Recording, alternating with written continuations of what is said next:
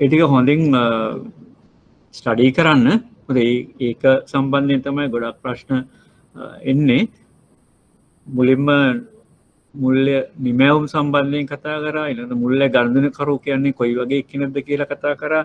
ඊළඟට අපි කතා කරා අවදානම සම්බන්ධයෙන් මුල්‍ය නිමැවුම් වල තියෙන ඒතර අවදානම දරන ගනුදෙනුකරු, අවදානම බැහැර කරන ගනුදෙනුකරු, ඒ ගනුදෙනුකරන්ගේ ස්වභාවය අනුව ඒගොල්ලන්ට තෝරගන්න තියෙන ආයෝජනය හෝ තැන්පත් සඳහා තෝරගන්න තියෙන නිමැවුම් මොනවාද කියන එක ගැන අපි කතා කරා. ඒ වගේම අවසාන වශයෙන් කතා කරා මුල්‍ය ගනුදෙනුකරුවන්ගේ විශ්වාසය ගොඩනගවන්න අරන් තියෙන විවිධ ක්‍රියාමාර්ග, රජය විසින් අරන් තියෙන නීතිමය සම්පාදනය නැත්නම් නීති රීති පැනවීම තුලින් කොහොමද ඒක රෙගියුලේට් කරන්නේ, නැත්නම් ඒක විශ්වාසය ජනිත කරන්නේ. ඊළඟට ශ්‍රී ලංකා මහ බැංකුව විශේෂයෙන්ම ශ්‍රී ලංකා මහ බැංකුව විසින් නියාමනය කරනවා මුල්‍ය පද්ධතිය බොහොම සමීපව. ඒ තුලින් මොනවද එතෙන්ද මොනවද කරලා තියෙන්නේ? ගනුදෙනුකාර ප්‍රඥප්තිය, ඩිපොසිට් ඉන්ෂුරන්ස් ස්කීම් එක, ක්‍රෙඩිට් ගාරන්ටි ස්කීම් එක, ක්‍රෙඩිට් කවුන්සලින්, මුල්‍ය ඔම්බුස්මන්, ඒ වගේ ගොඩාක් දේවල් සම්බන්ධයෙන් කතා කරා. ඊළඟට ශ්‍රී ලංකා මහ බැංකුව ඍජුවම වාණිජ්‍ය බැංකුව විශේෂම වාණිජ්‍ය බැංකුවල කරන ස්ටැටියුටරි ඔඩිට්, ව්‍යවස්ථාපිත විගණනය සහ වෙනත් ක්‍රියාමාර්ග සම්බන්ධයෙන් කතා කරා. ඒ වගේම බැංකු විවිධ බැංකු තමන්ගේ විශේෂයෙන්ම මෙහෙයුම් අවදානම මෙහෙයුම් අවදානම තමයි ගොඩක්ම හේතු වෙන්නේ වංචා වෙන්න සහ අභ්‍යන්තර වංචා සහ අපතයන් වෙන්න. ඒ සම්බන්ධයෙන් මොනවද අරගෙන තියෙන පියවර, මොන වගේ දේවල්ද කරලා තියෙන එක ගැන අපි කතා කරා. දැන් අද අපි කතා කරන්න උත්සාහ කරන්නේ අලෙවිකරණය සම්බන්ධයෙන්. අලෙවිකරණයේදී කොයි වගේ දේවල්ද භාවිතා කරන්නේ, අලෙවිකරණ සංකල්ප මොනවද, අලෙවිකරණයේදී භාවිතා කරන අලෙවිකරණයේදී අපිට හැදෑරිය යුතු මාතෘකා කීපයක් කතා කරනවා.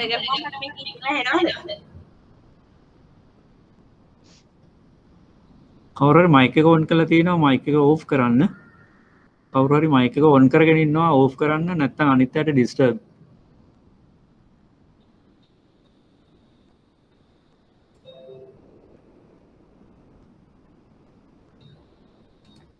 බලමු අලෙවිකරණ සංකල්ප. ඒතර මේ අලෙවිකරණය සඳහා භාවිතා කරන සංකල්ප ස්වල්ප වශයෙන් බලමු. මොකද මේ අලෙවිකරණය පරතරට එමෙතන ගැඹුරට හැදෑරීමේ අවශ්‍යතාවයක් මෙතනදී මතුවෙන්නේ. දැන් කැමති කෙනෙක්ට ඒ සම්බන්ධයෙන් අමතර හැදෑරීමක් කරන්න පුළුවන්. අපි මෙතන මූලිකවම අලෙවිකරණ සංකල්ප විදිහට මොන වගේ දේවල්ද භාවිතා වෙන්නේ කියන එක පිළිබඳව කතා කරනවා. අලෙවිකරණය කියන්නේ දැන් අපේ මුල්‍ය නිමැවුම් අලෙවිකරණය කරන්න ඕන. එහෙම අලෙවිකරණය කිරීම තුළ තමයි අපිට ගනුදෙනුකාර පංගුව එහෙම නැත්නම් මාකට් ෂෙයා එක ගනුදෙනුකරුවන් වැඩියෙන්ම ලං කරගන්න පුළුවන් වෙන්නේ. එතනදී ගනුදෙනුකරු අපි සොයා යනවට වඩා අපි ගනුදෙනුකරු සොයා යාම තමයි කරන්නේ අලෙවිකරණයේදී. ඒතර ගනුදෙනුකරු අපි සොයාගෙන එන්නත් එයාට විවිධ තොරතුරු එන්න ඕන. ඒකත් එක්තරා විදිහක අලෙවිකරණ ක්‍රියාමාර්ගයක් වෙනවා. දැන් ඕනෑම නිමැවුමක් අපි දැන් බැංකු සේවාවන් ගන්නෙත් නිමැවුම් විදියට, ප්‍රොඩක්ට්ස් විදියට. ප්‍රොඩක්ට්ස් ඇන්ඩ් සර්විසස් කිව්වට අපි ඒක ප්‍රොඩක්ට්ස් විදියට ගන්න. ඕනෑම නිමැවුමකට සේවාවකට අපි ගත්තොත් යම්කිසි සමාජයේ අවශ්‍යතාවයක් තියෙන්න ඕන. මිනිසුන්ට පිරිසිදු වීමේ අවශ්‍යතාවය තියෙන නිසා රයිට් විවිධ දේවල් තියෙනවා පිරිසිදු බව රැක ගන්න. සබන්, සෝදන කුටු සහ වෙනත් දේවල්. ඒ වගේම සෞඛ්‍ය සම්පන්න වීමේ අවශ්‍යතාවය නිසා බෙහෙත්, රෝහල් සේවා සහ ඒ සම්බන්ධ විවිධ නිමැවුම් තියෙනවා වෙළඳපළ තුල ගනුදෙනුකරුවන්ට බලන්න. කොහොම වුණත් අපි තේරුම් ගන්න ඕන දේ තමයි මිනිස්සුන්ගේ මේ අවශ්‍යතා සපුරන්න. අවශ්‍යතා කොටස් දෙකක් තියෙනවා. මූලික අවශ්‍යතා සහ ද්විතීයික අවශ්‍යතා කියලා. එතකොට මූලික අවශ්‍යතා ප්‍රධාන වශයෙන් කොටස් 4කට වෙන් කරන්න පුළුවන්. ඒක එක්සත් ජාතීන්ගේ සංවිධානය විසින් පිළි අරගෙන තියෙන සහ අපි නිතර හදාරන දැන් බෞද්ධයෝ විදිහට දන්නවා මේ වස් කාලෙදී දැන් මේ වස් කාලෙන්නේ වස් කාලෙදී ස්වාමීන් වහන්සේලා වස් ඇසුවාම සපුරන්න ඕන මූලික අවශ්‍යතා 4ක් තියෙනවා. නේද? මොනවද? චීවර, පිණ්ඩපාත, සේනාසන, ගිලාන ප්‍රත්‍ය කියලා. චීවර කියලා අදහස් කරන්නේ අපේ දැන් කතා කරන භාෂාවෙන් ගත්තොත් ඇඳුම්. සේනාසන කියන්නේ නිවාස. ඒතර ඇඳුම්, නිවාස, පිණ්ඩපාත, ආහාර සහ ගිලාන ප්‍රත්‍ය සෞඛ්‍ය. ඔය මූලික අවශ්‍යතා 4 තමයි අද වෙනකොට ලෝකේ පිළි අරගෙන තියෙන්නේ පුද්ගලයෙක්ට ජීවත් වීම සඳහා අවශ්‍ය වෙන මූලිකම අංගෝපාංග විතර. අනිකුත් අවශ්‍යතා තියෙන ඒවා ද්විතීය අවශ්‍යතා. ඒ අවශ්‍යතා ඒ විදිහට අපිට හඳුනා ගන්න පුළුවන්. පුද්ගලයන් ජීවත් වීමේදී ජීවිතය පවත්වාගෙන යාමේදී මේ අවශ්‍යතා 4 මූලිකවම සම්පූර්ණ වෙන්න ඕනේ. එහෙම නැත්නම් සමාජය තුළ ජීවිතයක් ගත කරන්න අමාරුයි. දැන් ආහාර නැතුව ජීවත් වෙන්න බෑ. ඒක දන්නවා. ඒක සතුන්ටත් අපිටත් දෙගොල්ලන්ටම පොදු දෙයක් තමයි ආහාර. ඊළඟට සතුන්ට පොදු නැති වුණාට අපිට පොදු දෙයක් තමයි ඇඳුම්. විලිවසා ගැනීමට ඇඳුම්. ඒ සංස්කෘතික මිනිහා බිහිවීමේදී ඇඳුම් වල අවශ්‍යතාවය ඇති වුණා. සතුන්ට ඒ අවශ්‍යතාවය නැහැ. ඒ වගේම නිවාස. දැන් සමහර විට සතුන්ට නිවාස නැහැ කියවට සමහර අවස්ථාවලදී උන්ට නිවාස අවශ්‍ය වෙනවා පැටව බී කිරීම මේ වගේ දේවල් වලදී. අනිත් එක ගිලාන ප්‍රත්‍ය. එහෙම නැත්නම් සෞඛ්‍ය සම්පන්න වීම. එතකොට මිනිස්සුන්ට ඒක තදින්ම තියෙනවා සතුන්ටත් යම් යම් අවශ්‍යතාවලදී ඔවුන් ස්වභාවික පරිසරයේ තියෙන දේවල් ආහාරයට අරගෙන ඔවුන්ගේ සෞඛ්‍ය සම්පන්න බව රැක ගන්නවා. ඒතර උවමනාවක් කියන්නේ මේ අවශ්‍යතා සපුරන විශේෂ අරමුණක් මේකේ පාපිල්ල සමහර ඒවා නැති වෙලා තියෙනවා. ඒක බලාගන්න. මූලික අවශ්‍යතා හරි. ඒතර උවමනාවක් කියන්නේ මේ අවශ්‍යතාව සපුරන විශේෂිත අරමුණක්. අපි දමු ආහාර අවශ්‍යතාවය. උදාහරණයක් විදිහට. ආහාර අවශ්‍යතාවයට අපිට මොනවද තියෙන විකල්ප? ඕන තරම් විකල්ප තියෙනවානේ. විවිධ වර්ගයේ ආහාර තියෙනවා. බත් කන අයට බත් තියෙනවා, ඉන්දියාප්පද වෙන කෙටි ආහාර දෝන එකක්. ඒතර ඒ උවමනාවක්. ඒතර උවමනාව කියන්නේ මේ මූලික අවශ්‍යතාවයේ සපුරන යම්කිසි විකල්ප ක්‍රමවේදයක්. ඒතර ඒක අවශ්‍යතාවය මූලික අවශ්‍යතාවය සපුරන විශේෂ අරමුණක් තමයි මූලිකව මේ උවමනාව කියලා අපිට සඳහන් කරන්න පුළුවන්. ඒතර ඉල්ලුම කියන්නේ ඒ විශේෂිත භාණ්ඩය, ඒ විශේෂිත අරමුණ සපුරන විශේෂිත භාණ්ඩය සඳහාවල තියෙන ඉල්ලුම. නැත්නම් උවමනාව. එතකොට මොනවා හරි ආහාරයක් ගත්තම මේ ආහාර වලට තියෙන ඉල්ලුම යම්කිසි විශේෂ ආහාර. දැන් බඩගින්න එහෙම නැත්නම් ආහාර අවශ්‍යතාව සපුරා ගැනීම තමයි මූලික අවශ්‍යතාවය. එතකොට ඒක විකල්ප ක්‍රම ගොඩක් තියෙනවා. ඒ විකල්ප ක්‍රම වලින් සැපයෙන නිමැවුම සඳහා තියෙන ඉල්ලුම තමයි අපි ඉල්ලුම විදිහට සඳහන් කරන්නේ. එතකොට එක කට්ටියකට ඉල්ලුමක් තියෙනවා. ඔය විවිධ වෙළඳපොලේ තියෙන ක්ෂණික ආහාර සඳහා ඉල්ලුම තියෙනවා. ඒකට තව කට්ටියකට ඉල්ලුමක් තියෙනවා මස් මාංශ රහිත වෙජිටේරියන්. එවැනි ඉල්ලුමක් තියෙනවා. ඒ තමන්ගේ අවශ්‍යතාවය. කොහොමද අවසානයේදී මේ සියලුම වමනා වලින් සම්පූර්ණ වෙන්නේ අර මූලික අවශ්‍යතාවය. පැහැදිලිද? ඒතර මූලික අවශ්‍යතාවය සම්පූර්ණ කරන්න යම්කිසි වමනාවක් ඇති කරනවා. ඒ වමනාව සම්පූර්ණ කරන භාණ්ඩයක්. ඒතර ඒ භාණ්ඩ වලට තියෙන ඉල්ලුම හරහා තමයි ඔන්න අලෙවිකරණය ගොඩනගන්නේ. ඉතින් මිනිසුන්ට ඒවා පිළිබඳ වමනාවක් නැත්නම් අලෙවිකරණයක් ගොඩනගන්න විදියක් වෙන්නේ නැහැ. දැන් උදාහරණයක් විදිහට සමහර භාණ්ඩ වෙළඳපොලෙන් ඉවත් වෙනවා. ටයිප්‍රයිටර්. අද වෙනකොට ටයිප්‍රයිටරේට තියෙන ඉල්ලුම ඇත්තටම මේ කිසිම අවශ්‍යතාවයක් නැති වෙනවා. සමහරට ගුවන් විදුලි යන්ත්‍රය ඉතින් මොබයිල් ෆෝන් එකේ අද ඔක්කොම තියෙනවා ඔරලෝසුව. මොබයිල් ෆෝන් එකේ ඔක්කොම තියෙන. ඉතින් ඉදිරියේදී එහෙම මේ සමාජයක් තමයි ගොඩනගන්නේ. ඒ සමහර භාණ්ඩ. ඒතකොට ඒ උවමනාව සපුරා ගන්නේ වෙලාව බැලීමේ ඔරලෝසුවෙන් නෙමෙයි. අද එතකොට මොබයිල් ෆෝන් එකේ ඒක තියෙනවා. ඒතර මොබයිල් ෆෝන් එක ඊට අමතරව තවත් රාජකාරී ගොඩක් එහෙම උවමනාවන් සපුරන නිසා ඒ භාණ්ඩයට තියෙන ඉල්ලුම වැඩි වෙලා තියෙනවා. ඒතර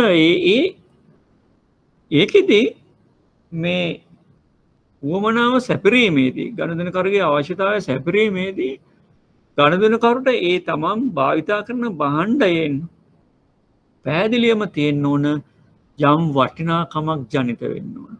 යම් වටිනාකමක් ජනිත වෙන්න ඕන. ඒ වටිනාකම ගණදෙනකරු පර්සීව් කරනවා. අත්විඳිනවා, දකින්නවා. ඒක විස්තර කරන්න බෑ. එක්කෙනාගෙන් එක්කෙනාට ඒක වෙනස්. එක්කෙනාගෙන් එක්කෙනාට ඒක වෙනස්. ඒගොල්ලෝ ඒක අත්විඳිනවා. ඒක just sensing and feeling. එහෙම නැත්නම් හැඟීමකින් දැනීමකින් ඔහු ඒක භුක්ති විඳිනවා. උදාහරණයක් ගමන් බිමන් යනවා. විනෝද චාරිකා යනවා. ඒතර විනෝද චාරිකාවලදී අපිට සම්පූර්ණ වෙන්නේ මානසික අවශ්‍යතාවයක් තමයි. ඉතින් ඒක දැන් සමහර අය විනෝද චාරිකා කියලා කඳුකර පළාත් වලට ගිහිල්ලා ඒ දර්ශන බලනවා. දිය ඇලි, ගංගා, කඳු වැටි බලන් ඉන්නවා. ඒතර ඒක සමහර අයට නැහැ. එහෙම බලා ගන්න අවශ්‍ය නැහැ. සමහර අය මුහුදට ළඟට ගිහිල්ලා බලනවා. ස්වාභාවික දර්ශන ආරම්භීමේ ආසාව. ඒතර එයාට ඒ ගමනට යනවා යම් වියදමක්. නේ? වියදමක් යනවා. ඒ පිරිවැයට වඩා එයාට ලැබෙන ප්‍රතිලාභය මේක මානසික සුවයක් වෙන්න පුළුවන් සමහරවිට. වැඩි. අපි භෞතික භාණ්ඩයක් ගත්තොත් එහෙම ඒ භෞතික භාණ්ඩය අපි ආහාරයක් ගන්නකො ඒකට යම් වියදමක් යනවා. ඒතකොට ඒකෙන් තමන්ගේ අවශ්‍යතාවය පිරිමේනවා. ඒතකොට එයාට ප්‍රතිලාභය උත් ඒ පිරිවැයක් යනවා. ඒතකොට ඒ පිරිවැයට වඩා හැමතිස්සෙම ප්‍රතිලාභය ඉහළ ගියාම තමයි යම් භාණ්ඩයකට වටිනාකමක් ජනිත වෙන්නේ ගණදෙනකරුවා තුළ. ඒතර වටිනාකම ජනිත වුණොත් විතරයි ඒ භාණ්ඩය මිලදී ගැනීමට ගණදෙනකරු පෙළඹෙන්නේ. ඒ වටිනාකම විවිධ විදියට අර්ථ දක්වනවා. ඒවා බෞද්ධික වටිනාකම් වෙන්න පුළුවන්. මේ යට තියෙන්නේ විස්තර කරලා කාර්යමය ප්‍රතිලාභ, functional benefits. functional benefits කාර්යමය ප්‍රතිලාභ. යම් ගත්තොත් වාහනයක්. වාහනයක කාර්යමය ප්‍රතිලාභය තමයි අපිව මග කරදරයක් නැතුව යම් කිසි තැනක ඉඳන් තවත් තැනකට ප්‍රවාහනය කියන එක. නේ?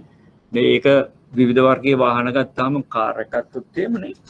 ඇල්ටෝ කාර් ගත්තත්, ටොයෝටා කාර් ගත්තත්, ඒතර වෙන වෙන ගායව ගත්තත්, පෝෂේ, බෙන්ස්, ඔය තියෙන්නේ. ඒ වගේ වාහන ගත්තත් එකම කාර්යයක් තමයි එකකින් ඉෂ්ට වෙන්නේ. නමුත් psychological benefits ආවේදනීය ප්‍රතිලාභ psychological benefits ඊට වඩා ගොඩක් වෙනස්. දැන් ඇල්ටෝ කාර් එක යනවට වඩා පෝෂේ එක යනකොට ලැබෙන හැඟීම තම කාර්ය තමයි. වාහනේ යනවා එක තැනක ඉඳන් තව තැනකට ලැබෙන psychological benefit එක ගොඩක් වැඩි නේ. psychological benefit එක ගොඩක්. ඒතර අපිට වටිනාකම ප්‍රතිලාභ කොටස් දෙකකට මූලිකවම බෙදන්න පුළුවන්. කාර්යමය ප්‍රතිලාභත්, functional benefits and psychological benefits. ඒකට ලැබෙන පිරිවැය අපිට කොටස් වලට කඩන්න පුළුවන්. මුල්‍ය පිරිවැයක් යනවා. කාල පිරිවැයක් යනවා. ශක්ති energy. එතකොට භෞතික කාය physical තමන්ගේ කය වේසලා යම්කිසි දෙයක් කරන්න සිද්ධ වෙනවා. දැන් ශක්ති පිරිවැය වාහනය ගත්තොත් එහෙම යන මේ කාර්යක්ෂමතාව ලීටරයට කොච්චර දුර යනවද ඒ වගේ දේවල්. ඒතර ඒ වගේ මේ පිරිවැය කියන සියල්ලම වඩා ප්‍රතිලාභ වැඩි වෙන්න ඕන වටිනාකමක් ජනිත වෙන්න නම් ගණදෙනුකරු තුල. ඒතර වටිනාකමක් ජනිත වීම තුල තමයි ගණදෙනුකරුට තෘප්තියක් ඇති වෙන්නේ, සැටිස්ෆැක්ෂන් එකක් ඇති වෙන්නේ. එහෙම නැත්නම් ගණදෙනුකර තුල ගොඩනැගෙන්නේ තමන්ගේ ප්‍රතිලාභ වලට වඩා පිරිවැය වැඩි වුණොත් ගොඩනැගෙන්නේ අතෘප්තියක්. ඒතර මේ අතෘප්තියක් ගොඩනැගුණාම යම්කිසි භාණ්ඩයක් සඳහා වන ඉල්ලුම නැති වෙනවා. ඉල්ලුම නැති වෙනවා. අලෙවිකරුව හැමතිස්සෙම බලන්නේ තමන්ගේ භාණ්ඩය සඳහා වන ඉල්ලුම වැඩි කරගන්න. ඉල්ලුම වැඩි කරගන්න නම් ගනුදෙනුකරුට ලබා දෙන ප්‍රතිලාභ ගනුදෙනුකරු වැය කරන පිරිවැයට වඩා හැමතිස්සෙම ඉහළ මට්ටමකින් පවත්වා ගන්න ඕන. ඉහළ මට්ටමකින් පවත්වා ගන්න ඕන. ඒතර ගනුදෙනුකරු සමහරවිට පොඩි වැඩිපුර මිලක් ගෙවන්න පුළුවන්.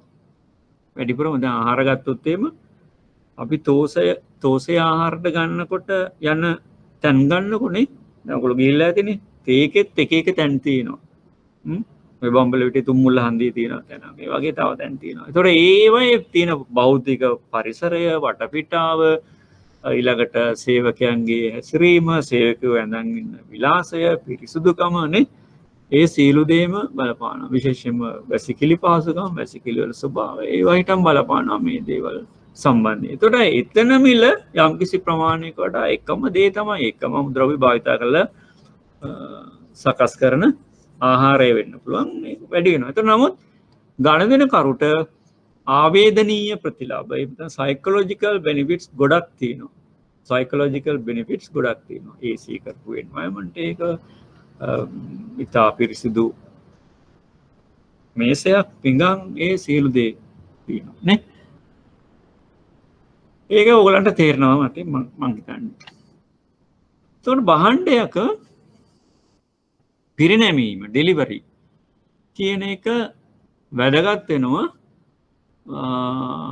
ඒක තමයි පිරිනැමීම තමයි ගනුදෙනුවක් සම්පූර්ණ වෙන්න බලපාන සාධකය. භාණ්ඩයක් රාක්ෂයක තියෙනකම් භාණ්ඩය අලෙවි වෙලා නැහැනේ. ඒකට යම්කිසි ගනුදෙනුකරුවෙක්ට උවමනාවක් ඇති වුණාම එයාට ඉල්ලුමක් ඇති වෙනවා යම්කිසි භාණ්ඩයක් සම්බන්ධයෙන්. එතකොට භාණ්ඩය මිලදී ගැනීම අවස්ථාවේදී තමයි පිරිනැමීම සිද්ධ වෙන්නේ. භාණ්ඩයක් හෝ සේවාවක් ගනුදෙනුකරුවෙකුට ලබා දීම තමයි පිරිනැමීම නැත්නම් ඩිලිවරි කියන එකෙන් අදහස් කරන්නේ. ඒතකොට ඩිලිවරි එකක් වුණොත් තමයි එතන ගනුදෙනුවක් සිද්ධ වෙන්නේ. ගනුදෙනුවක් සිද්ධ වෙන්නේ. ගනුදෙනුවක් සිද්ධ වුණාම තමයි ඔන්න ව්‍යාපාරික ප්‍රතිලාභයක් ඒ සියලු දේ වලට බලපාන්නේ. භාණ්ඩ නිෂ්පාදනය කළා රාක්කවල තියාගෙන ඉන්න තාක්කල් ට්‍රාන්සැක්ෂන් එක සිද්ධ වෙන්නේ නැහැ පිරිනැමීම. සාර්ථක පිරිනැමීමක් වෙන්න ඕන මේ පිරිනැමීම. ඒ කියන්නේ අපේ ඉලක්කගත ගනුදෙනුකරු තුල වටිනාකමක් එහෙම නැත්නම් තෘප්තියක් ඇති වෙන ලෙස පිරිනැමීම සිද්ධ වෙනවා. ඒතර ඩෙලිවරි එක සිද්ධ වෙන්න ඕන ගනුදෙනුකරු තුල වටිනාකමක් ඇති වෙන්න. දැන් භාණ්ඩ සහ සේවාවන් ගත්තොත් එහෙම භාණ්ඩ හා සේවාවන් ගත්තොත් එහෙම භාණ්ඩය ඇහැට දකින්න පුළුවන් ටැන්ජිබල් ගුඩ් එකක්. ඒතර භාණ්ඩ හා සේවාවන් වල මූලික වෙනස්කමක් තියෙනවා. මම බෝඩ් එකට යනවා ඒක ඔයගලට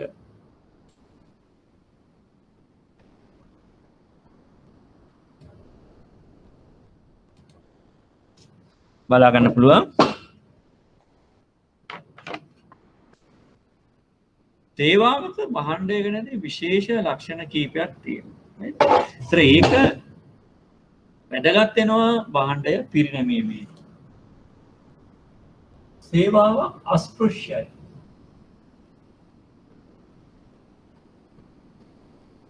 නැත්නම් intangible.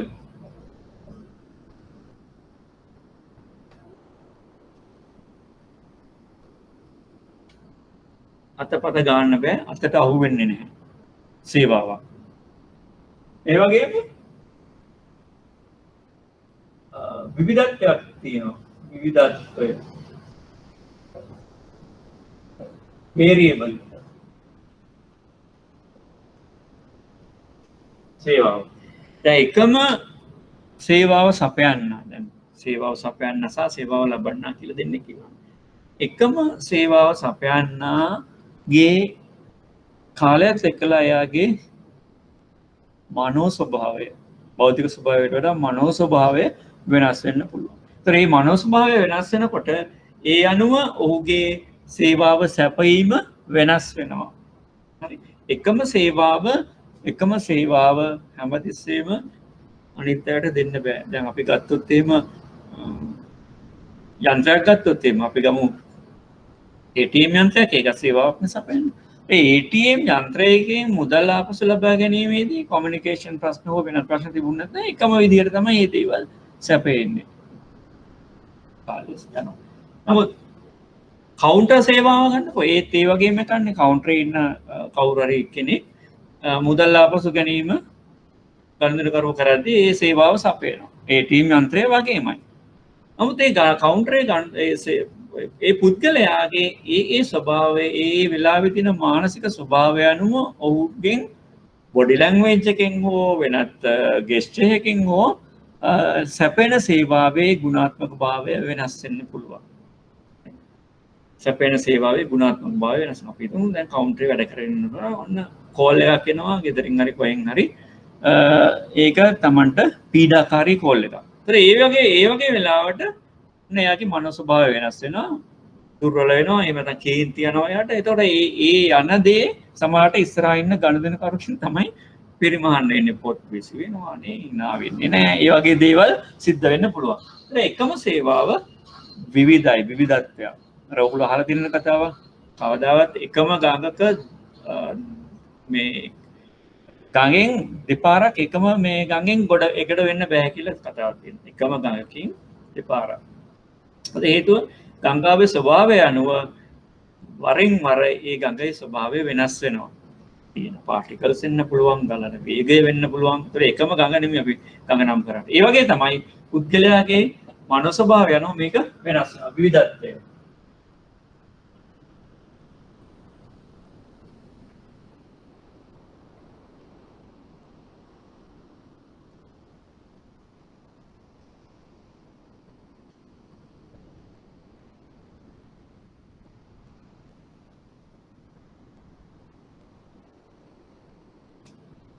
අපි හිතමු නැසෙන සුළු කියන්නේ දැන් භාණ්ඩයක් කබඩා කරලා තියන්න පුළුවන්.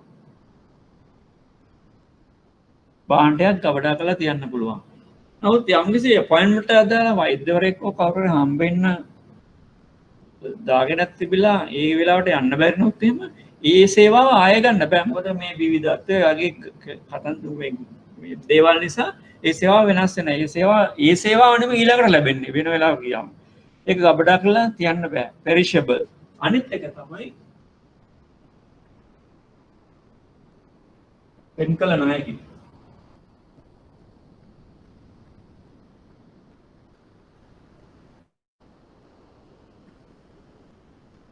inseparable.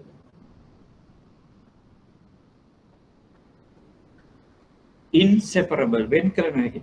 සේවාව සපයන්නා සහ සේවාව ලබා ගන්නා වෙන් කරන්න බෑ. අනිවාර්යයෙන්ම සේවා සපයන්නා සහ සේවාව ලබා ගන්නා එකට මුණ ගැහෙන්න ඕන සේවාව සැපයීම සඳහා. ඒතර මේවා තමයි සේවාවල තියෙන විශේෂ ගුණාංග.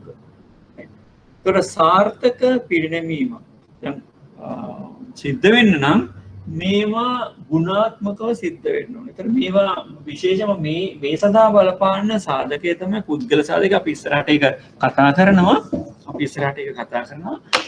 පුද්ගල සාධකය යහපත්ව පැවතුනේ නැත්නම් සේවා සැපයීමේදී පිරිනැමීම ඩෙලිවරි එක හොඳින් සිද්ධ වෙන්නේ නැහැ. ඒක සාර්ථක ඩෙලිවරි එකක් වෙන්නේ නැහැ. ඒතර මේ දේ කරන බැංකුවල ඉන්න පුද්ගලයා කවුද? කවුන්ටරේ ඉන්න සේවකයා. ඒතර එයා තමයි බැංකුවේ ඇත්තටම ඇම්බැසඩර්. හරිද? කවුන්ටරේ ඉන්න පුද්ගලයාට තමයි ඉස්සෙල්ලම ගනුදෙනුකරු හම්බ වෙන්නේ.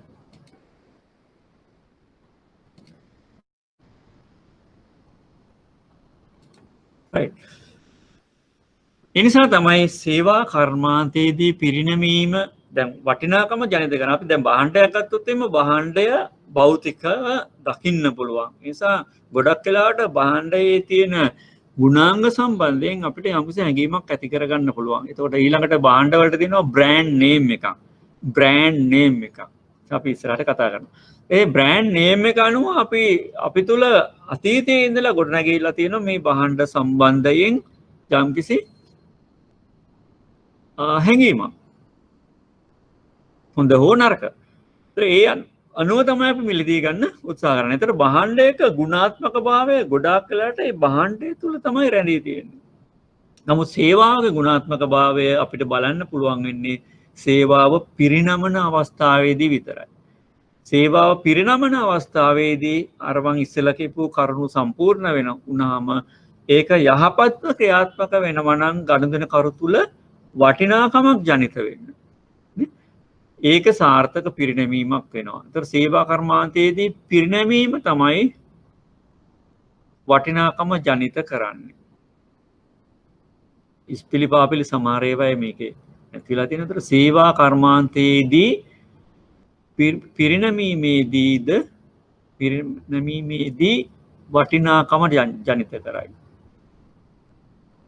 ඩෙලිවරි එකක් සිද්ධ වෙනකොට තමයි සේවාවක භාණ්ඩ මේ ගුණාත්මක භාවය පිළිබඳ ගනුදෙනු කරුට හැඟීමක් ඇති වෙන්නේ. එතකොට කවුන්ටර් සේවාවේ කවුන්ටර් සේවාව ලබා ගන්න අවස්ථාවේදී තමයි ගුණාත්මක භාවය තීරණය වෙන්නේ. ගනුදෙනුව දෙදෙනෙක් අතර වූ වැඩි දෙනෙක් අතර යම් වටිනාකමක් මාරු වීම තමයි ගනුදෙනුවක් කියන්නේ. එතකොට ගනුදෙනුවක් සිද්ධ වෙන්න ඕන අලෙවියක් සිද්ධ වෙන්න නම්. එහෙම වුණාම තමයි ඔය අලෙවිකරණයේදී නැත්නම් අපේ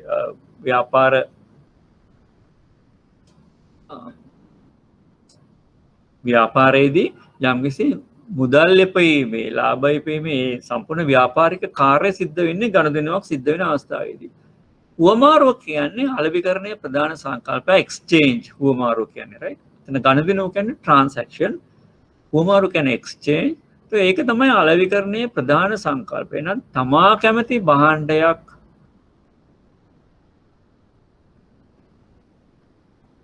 යම් දෙයක් තමා කැමති භාණ්ඩයක් ස්ට්‍රෝක් යම් දෙයක් වෙනුවෙන් ලබා දීමෙන් හුවමාරු කර ගැනීම. තමා කැමති භාණ්ඩයක් වූ සේවාවක් යම් දෙයක් ලබා දීලා මුදල් ගොඩක් වෙලාවට ලබා දීමෙන් හුවමාරු කරන. ඒ ඉස්සර හුවමාරු සිද්ධ වුණා භාණ්ඩයකට භාණ්ඩයක් මේ බාටර් සිස්ටම් එකේදී. තමා කැමති භාණ්ඩයක් යම් දෙයක් වෙනුවෙන් ලබා දීමෙන් හුවමාරු කර ගැනීම. එතකොට යම් කිසි දෙයක් හුවමාරු වෙනවා දෙදෙනෙක් අතර හෝ වැඩි දෙනෙක් අතර. කෙනෙක් යමක් දෙනවා ඒකට ඒ වටිනාකමට යම් කිසි වටිනාකමක් ලබා දෙනවා. ලබා දීපු වටිනාකමට ප්‍රති වටිනාකමක් ලබා දෙනවා. ඒක මුදලින් වෙන්න පුළුවන්, භාණ්ඩ වලින් වෙන්න පුළුවන්, වෙනත් දේවල් වලින් වෙන්න පුළුවන්. පැහැදිලිද? right. ගනුදෙනුවක් සම්පූර්ණ වීම සඳහා සැපිරිය යුතු කොන්දේසි. එතකොට ගනුදෙනුව තමයි මේ අලෙවිකරණයේදී මූලිකවම ක්‍රියාත්මක වෙන්න ඕන දේ. එහෙම නැත්නම් මේ අලෙවිය ඒ දේවල් සිද්ධ වෙන්නේ නැහැ. අවම වශයෙන් පාර්ශව දෙකක් ඉන්න ඕන. අනෙක් පාර්ශවයේ වටිනාකමට හේතු වන යම් දෙයක් මංගාව තියෙන්න ඕන. මේ පාර්ශව දෙක අතර sannivedanaya සිද්ධ වෙන්න ඕන. හරි. ඒ sannivedanaya සිද්ධ වීම තුලින් තමයි පිරිනැමීම කෙරෙන්නේ. සෑම පාර්ශවයක්ම අනෙක් පාර්ශවය සමග ගනුදෙනු කිරීමට සුදුසු සහ ගනුදෙනු කිරීමට කැමති වෙනවා. දැන් ට්‍රාන්සැක්ෂන් එක සම්පූර්ණ වෙන්නේ නැහැ ගනුදෙනු කරන්න සුදුසු පාර්ශවයක් හම්බුනේ නැත්නම්. සුදුසු කියන්නේ නෛතික අවශ්‍යතාව සම්බන්ධ මේක ඇවිල්ලා ව්‍යාපාරික ගනුදෙනුවක්. ඒතර ව්‍යාපාරික ගනුදෙනුවකදී නෛතික අවශ්‍යතාව සම්පූර්ණ වෙන්න ඕන ඒක තමයි ගනුදෙනු කිරීමට සුදුසු කියන්නේ. උදාහරණ බාල වයස් අයත් එක්කලා එහෙම ගනුදෙනුවක් සිද්ධ වුණාට සමහරට ඒක එසේ නොවෙන්න පුළුවන් සමහර අවස්ථාවලදී. ඒ වගේ මේ දෙන්න අතර මේ සඳහා කැමැත්ත තියෙනවා. ඒතර මේක තමයි ගනුදෙනුවක් සම්පූර්ණ වෙන්න තියෙන්න ඕන කොන්දේසි. මේ විදියට කොන්දේසි සම්පූර්ණ නාම එතන ගනුදෙනුවක් සිද්ධ වෙනවා. ඒතර ගනුදෙනුව තමයි අලෙවිකරණයේ මූලිකම සිද්ධාන්තය. නිමැවුම් පිරිනැමීම හා සන්නාම delivery and brand name. නිමැවුමක් විදියට මොනවාද සමාගමක් එහෙම නැත්නම් ආයතනයක් ඉදිරිපත් කරන්නේ? යම්කිසි ආයතනයක් ඉදිරිපත් කරන්නේ ගනුදෙනුකරුගේ අවශ්‍යතා සැපරීමට ප්‍රතිලාභ ගොන්න. වෙන කිසි දෙයක් නෙමෙයි. දැන් මම ඉස්සෙල්ලාම කිව්වා ගනුදෙනුකරුට අවශ්‍යතා ගොඩක් තියෙනවා. විවිධ අවශ්‍යතා තියෙනවා. ඒ අවශ්‍යතා සම්පූර්ණ කරගන්න භාණ්ඩයක් විදියට හෝ සේවාවක් විදියට සැපෙන්නේ ප්‍රතිලාභ ගොඩක්. ඒතකොට මේ ප්‍රතිලාභ වැඩි නම් එයා දරන පිරිවැයට වඩා එතනදී ගනුදෙනුකරු එක මිලදී ගන්න පෙළඹෙනවා. අවශ්‍යතා සැපරීමට අවශ්‍ය ප්‍රතිලාභ ගොන්නක් ඉදිරිපත් කරයි. ඉදිරිපත් කරයි. බ්‍රෑන්ඩ් එකක් සන්නාමයක් කියන්නේ දන්නා ප්‍රභවයකින් කරන ඉදිරිපත් කිරීම. ඒ ගණදනකරු අත්විඳ ඇති දෙයක්. තර ඔගුල දන්න බ්‍රෑන්් නේම්ස් ඕන තරම්. යුනිලීවර්ස් ලගේ විවිධ බ්‍රෑන්් නේම්ස් තියෙනවා. තොට බැංකු ගත්තොත් අපි වැඩ කරන ආයතන ඉතිරි කිරීමේ ගිනුම් ගන්නකු.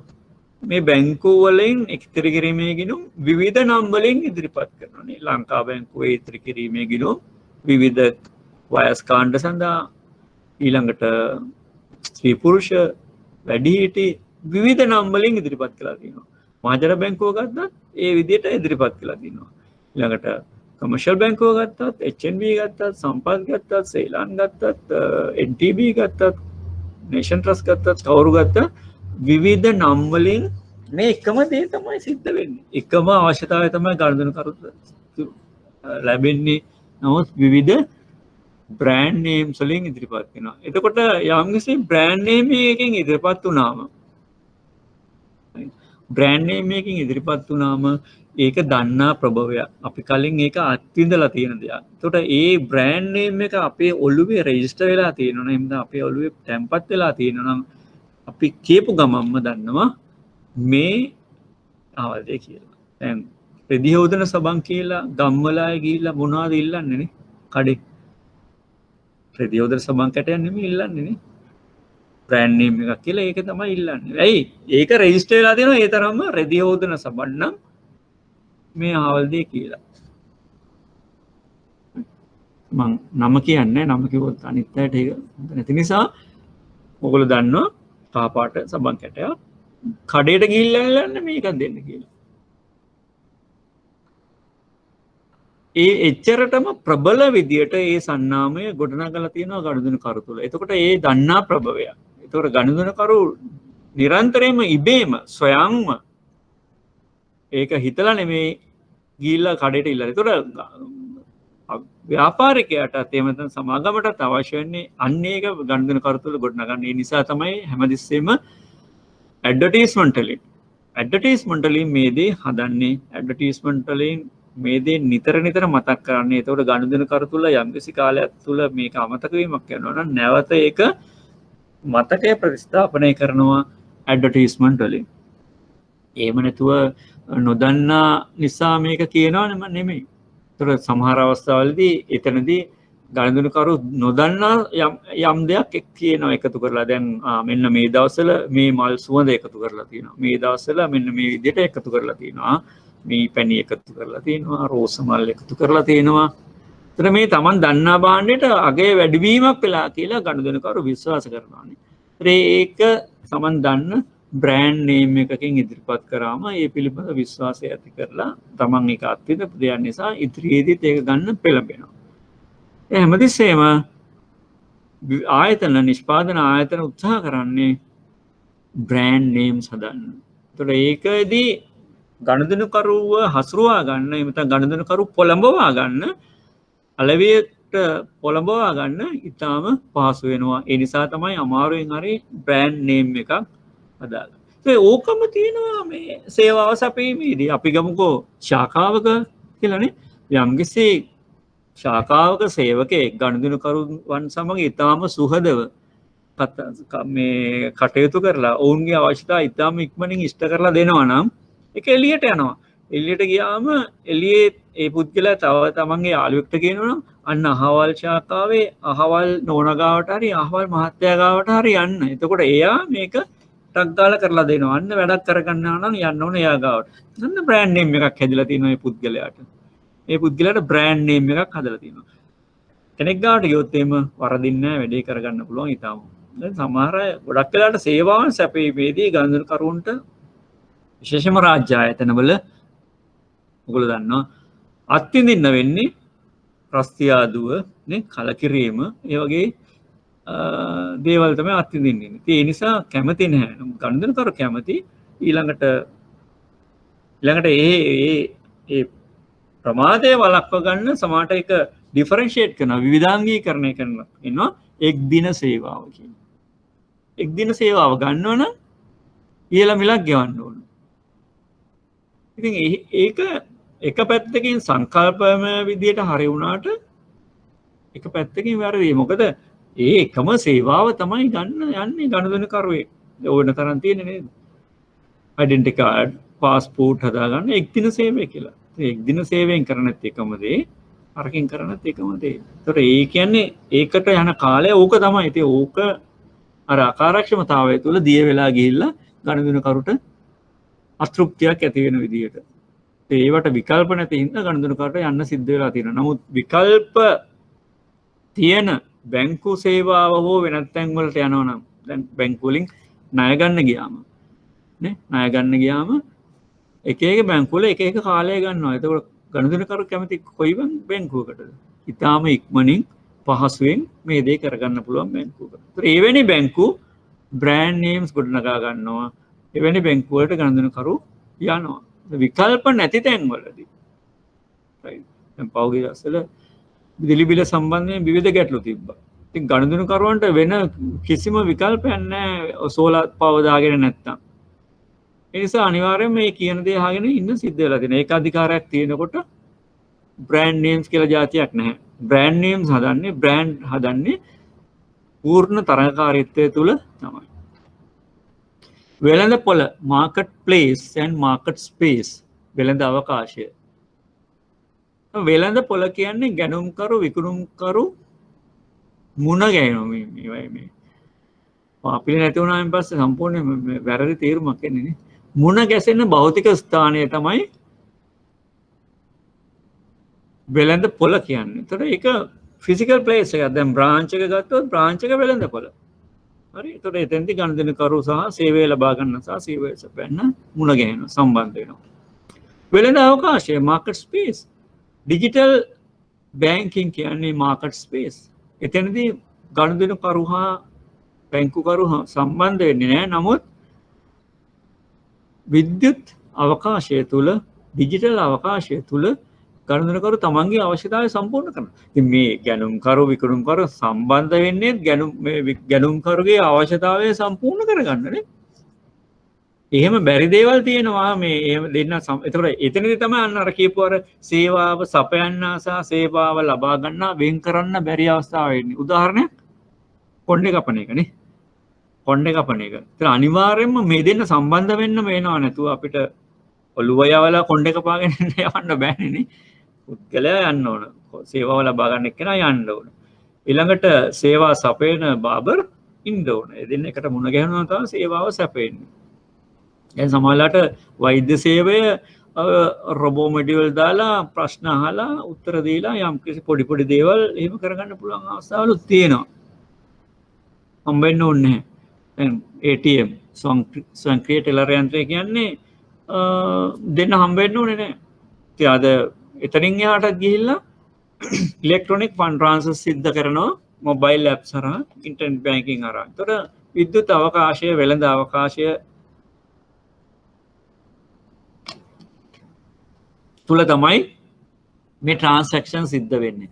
ඒක පුළුවන් තරම් උත්සාහ කරන්න ඕන විද්‍යුත් ක්‍රම මගින්. අපි ඉස්සරහට කතා කරනවා බැංකින් channels කතා කරනකොට භෞතික ශාඛාවකට වඩා විද්‍යුත් අවකාශය තුල කරන්න පුළුවන් ගනුදෙනු කරනවා නම් විශේෂයෙන්ම බැංකු කටයුතු සිදු කරන්න පුළුවන්.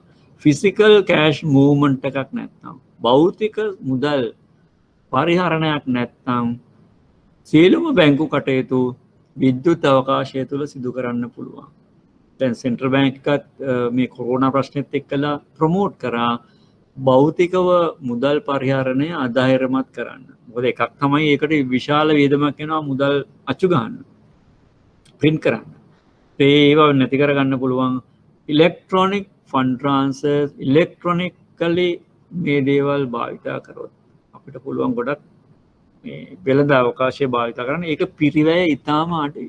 ෆයිනෑන්ෂල් ඉන්ක්ලූෂන් එක මතක ඇති ඔයගොල්ලන්ට නේ. මොකද්ද ෆයිනෑන්ෂල් ඉන්ක්ලූෂන් එකේද කිව්වේ? ගනුදෙනුකරුවන්ට දැරිය හැකි මිලකට පහසුවෙන් බැංකු සේවා ලබා ගැනීම. බලන්න ඩිජිටල් අවකාශය තුල ওই දෙකම සම්පූර්ණ වෙනවානේ. ඒ නිසා තමයි ලෝක බැංකුව බැංකින් ඇක්චුවල් බැංකින් නියම පරිදි බැංකුකරණය කරනවා කියන්නේ මෙන්න මේ ඩිජිටල් අවකාශය භාවිතා කරමින් බැංකුකරණය සිදු කරනට සාමාන්‍ය ගිණුමක් පවත්වාගෙන ගිණුමෙන් මුදල් ආපසු ගැනීම තැන්පත් කිරීම වගේ සරල බැංකු කටයුතු කරන අය චෙක්පත් තැන්පත් කිරීම චෙක්පත්කින් මුදල් ගැනීම සලකන්නේ අන්ඩර් බැංකින් විදියට අඩු මට්ටමින් බැංකු කටයුතු කරන විදියට. මොකද හේතුව කොස්ට් එක ගොඩක් වැඩි. ඒ නිසා මේ වෙළඳ අවකාශය ඉතාම ප්‍රයෝජනවත් වෙනවා බැංකුකරුවන්ට. බැංකුකරුවෝ ඒක උපරිම ප්‍රයෝජන ගන්න ඕන. එතකොට සමාජලාට භෞතික පුද්ගලයන්ට රැකියාවල් අහිමිවීම වගේ දේවල් සිදු නැති. ඒක බැලන්ස් කරගෙන යනවා. ඉලක්ක වෙළඳපොළ සහ ඛණ්ඩනීකරණය ටාගට් මාකට් ඇන්ඩ් සෙග්මන්ටේෂන්. ඒකත් අලෙවිකරණයේදී භාවිතා කරන එක සංකල්පයක්. ඔයගොල්ලෝ දන්නවා භාණ්ඩ හා සේවාවන් ආයතන ගනුදෙනුකරුවන්ගේ පාරිභෝගිකයන්ගේ අවශ්‍යතා සම්පූර්ණ කරන්න ඉදිරිපත් කරනවා. අතට ඒ ඉදිරිපත් කරන්නේ ඇත්තටම භාණ්ඩයක් හෝ සේවාවකට වඩා ප්‍රතිලාභ ගොන්න. ඒ ප්‍රතිලාභ ගොන්න ගත්තාම ඒ ගනුදෙනුකරු ඒකෙන් තෘප්තිමත් වෙන්න ඕන. එතකොට ඒ ගනුදෙනුකරුට ලැබෙන ප්‍රතිලාභය perceived benefit එක ප්‍රතිලාභය ඔහු දරන පිරිවැයට වඩා වැඩි වුණාම තමයි ඔහුට තෘප්තියක් ඇති වෙන්නේ. එතකොට එයා ඒක දිගින් දිගටම මිලදී ගන්න පෙළඹෙනවා. නමුත් පුද්ගල ස්වභාවය අනුව මිනිසුන්ගේ ස්වභාවය අනුව පුද්ගලයෝ විවිධයි, විෂමයි. ඒතර ඒගොල්ලන් එක්කෙනෙක් කැමති දෙයක් තව කෙනෙක් කැමති නැහැ. ඒ නිසා තමයි එකම අවශ්‍යතාවය සම්පූර්ණ කරගන්න වුවමනාවන් ගොඩක් ඇති වෙන්නේ. වුවමනාවන් ගොඩක්. ප්‍රවාහනය තියෙන අවස්ථාව සම්පූර්ණ කරගන්න පොදු ප්‍රවාහන පාවිච්චි කරන කට්ටියක් බස් එක දුම්රිය ඒ වගේ දේවල් ඊළඟට ඔය තියෙන දැන්ට Uber පික්මි ඒ වගේ දේවල් ත්‍රිවීලරය සමහර අය තමන්ගේම කාර් එකෙත් විවිධත්වයක් තියෙනවා. පොඩි කාර් තියෙනවා, මධ්‍යම ප්‍රමාණයේ කාර් තියෙනවා, ලොකු කාර් තියෙනවා, ඉලෙක්ට්‍රොනික කාර් තියෙනවා. ගොඩක් දේවල් තියෙනවා නේ. ඇයි එක එක්කෙනා තෘප්තිමත් වෙන ප්‍රමාණය සහ තෘප්තිමත් වීමේ ස්වභාවය පුද්ගලයාගෙන් පුද්ගලයාට වෙනස්. ඔයගොල්ලෝ කියවලා තියෙනවා නම් මනුසත්ව වෙන කියලා ඩෙස්මන්ඩ් මොරිස්ගේ පොතක් තියෙනවා. එකම විදියට හදපු හවුසින් ස්කීම් වල එකම විදියට හදපු හවුසින් ස්කීම් වල මිනිස්සු ජීවත් වෙනකොට ඒගොල්ලෝ අනිත් අයට වඩා වෙනස් කියලා පෙන්වන්න එක්කෝ ගාලා තියෙන පාට පොඩ්ඩක් වෙනස් කරගන්නවා. එක්කෝ මල් පෝච්චියක් හරි තියෙන මොනවා හරි දෙයක් තියලා වෙනස් කියලා පෙන්වනවා. ඇයි මෙච්චර ඇඳුම් විලාසිතා නේ? ඇයි මෙච්චර ඇඳුම් විලාසිතා? මගේ අවශ්‍යතාවය තියෙන්නේ මේ සංස්කෘතික මිනිහා විදියට බිලිවසාගෙන සබ්බත්වෙන් ජීවත් වෙන්න. මොකද විලාසිතා කියන එක මහා විශාලයි. ඔන්න ඔක තමයි හේතුව. එක්කෙනෙක් එකම විදියට පුද්ගලයන්ව තෘප්තිමත් කරන්න බෑ. එක එකනා තෘප්තිමත් වෙන්නේ වෙනස් විදියට. ඒ ගොඩක් වෙලාවට කාර්යමය ප්‍රතිලාභයට වඩා මොන ප්‍රතිලාභයද වෙනස් වෙන්නේ? සයිකොලොජිකල් බෙනිෆිට් එක වෙනස් වෙන හින්දා. සයිකොලොජිකල් විලිවසා ගැනීම තමයි කාර්යමය ප්‍රතිලාභය කියන්නේ. නමුත් සයිකොලොජිකල් බෙනිෆිට් එක එක එක්කෙනාට වෙනස්. එක එක්කෙනාගේ මානසික මට්ටම වෙනස් වෙනවා. සමාන අවශ්‍යතා ඇති කණ්ඩායම තෝරගන්න. දැන් මෙතනදී අපිට කොච්චර එකිනෙකාට වෙනස් වුණත් සමාන අවශ්‍යතා ඇති කණ්ඩායම අපිට තෝරගන්න පුළුවන්. දැන් උදාහරණයක් විදිහට ඇඳුම්ම ගන්නකො. ඇඳුම් ගත්තාම එක එක රේන්ජස් වල ඇඳුම් එක එක පුද්ගලයා තෝරගන්නේ තමන්ගේ ආර්ථික මට්ටම නේ, සමාජ මට්ටම ඒ වගේ දේවල්. එතකොට මේ විවිධ සමාජ මට්ටම් තියෙනවා, විවිධ ආර්ථික මට්ටම් තියෙනවා. ඒ අනුව ඒ කණ්ඩායම අපිට වර්ග කරගන්න පුළුවන්. කණ්ඩායම වර්ග කරගන්න පුළුවන්. ඒ සඳහා ජන විද්‍යාත්මක ඩෙමොග්‍රැෆික් ජන විද්‍යාත්මක සාධක ස්ත්‍රී පුරුෂ භේදය, වයස, ආදායම් මට්ටම්, ඒගොල්ලන්ගේ ජීවත් වෙන පරිසරය, ග්‍රාමීය පරිසරයක්ද, නාගරික පරිසරයක්ද, නාගරික පැල්පත්ද වගේ එක දේවල්. ඊළඟට මනෝවිද්‍යාත්මක සාධක මොන වගේ සයිකොලොජිකල් ලෙවල් එකකද මිනිස්සු ඉන්නේ. අනිත් ඒවා බිහේවියරල් චර්යාමය සාධක. මේ වගේ දේවල් භාවිතා කරලා අපිට පුළුවන් මේ එකම කණ්ඩායමක් වුණාම එකම කණ්ඩායම වුණත් වෙනස් විදියට හඳුනා ගන්න. ඒකට තමයි අපි ඛණ්ඩනීකරණය කරන කියන සෙග්මන්ටේෂන් කියන. මොකද හේතුව අපිට එකම අවශ්‍යතාවයක දැන් උදාහරණයක් විදිහට ෆෝඩ් කාර් එක. ඒ කාලේ ෆෝඩ් කාර් එක ඒ ෆෝඩ් හෙන්රි ෆෝඩ් කාර් එක හැදුවා. එයා එකම මොඩල් එකක් හැදුවා. හදලා ගණිතන කරුවෝ කැමති නම් මේක ගණයි කියලා ගියා. අද වෙනකොට මොකද වෙලා තියෙන්නේ? ජපානය මේ වාහන වෙළඳපොළ සෑහෙන අද නම් තවත් රටවල් වලට ගියා. නමුත් නැතක නැතන් ජපානය සමහරට තවමත් වාහන වෙළඳපොලේ ප්‍රමුඛය වෙලා තියෙනවා. මොකද හේතුව බලන්නකො එකම කාර් එක ගත්තාම එකම කාර් එක එකම සීරීස් එක ගත්තාම ඒවා අලුත් වෙවි එනකොට එන්නේ මොනවද? එක්කෝ බඳේ හැඩය පොඩ්ඩක් වෙනස් වෙනවා. රයිට්? මේ එකම ටෙක්නොලොජි එක එකම චැසි එක එකම එන්ජින් එක ලයිට් වල හැඩ වෙනස් වෙනවා, බඳේ හැඩය වෙනස් වෙනවා, ලයිට් රවුම් වෙනවා, ආදරස් වෙනවා, බඳ පුම්බනවා, ටයර් වෙනස් වෙනවා, පිටින් තියෙන ෆීචර්ස්, ප්‍රොඩක්ට් ෆීචර්ස් අපි ඉස්සරහට කතා කරනවා. ඒවා වෙනස් කරලා ගණදෙනකරුවන් තුළ ජනිත කරනවා මේ අලුත් භාණ්ඩයක් කියන එක. මොකද ඔවුන්ගේ මනෝ මේ චර්යා මෙන්න මේ හැසිරීම් ගොඩක් වෙනස්. එකම සබන් වර්ගේ මම ඉස්සෙල්ලා කිව්වා වගේ කලින් කලට වෙනස් කරනවා. ඒතර එවැනි කණ්ඩායම් අපිට තෝරගන්න පුළුවන්. එවැනි කණ්ඩායම් තෝරගන්න පුළුවන්. තෝරගෙන ඕන් ඉලක්ක කරන්න ඕනේ. ඒතර මාකටියේ එහෙම නැත්නම් අලෙවිකරුවෙක් කිසිම වෙලාවක සම්පූර්ණ වෙළඳපළට මේ දේවල් ටාගට් කරන්නේ නැහැ. එයා විවිධ ආකාරයට වෙළඳපොළ කොටස් කරලා ඒ අනුව තමන්ගේ භාණ්ඩ ඉලක්ක කරන්න ඕන. එහෙම වුණොත් ගනුදෙනුව කියන එක සම්පූර්ණ වෙනවා. හරි. මම හිතන්නේ පැහැදිලි ඇති මේ සංකල්ප ටික මේක මූලිකම ඕන වෙනවා ඕගොල්ලන්ට. ඊළඟට අපි යනවා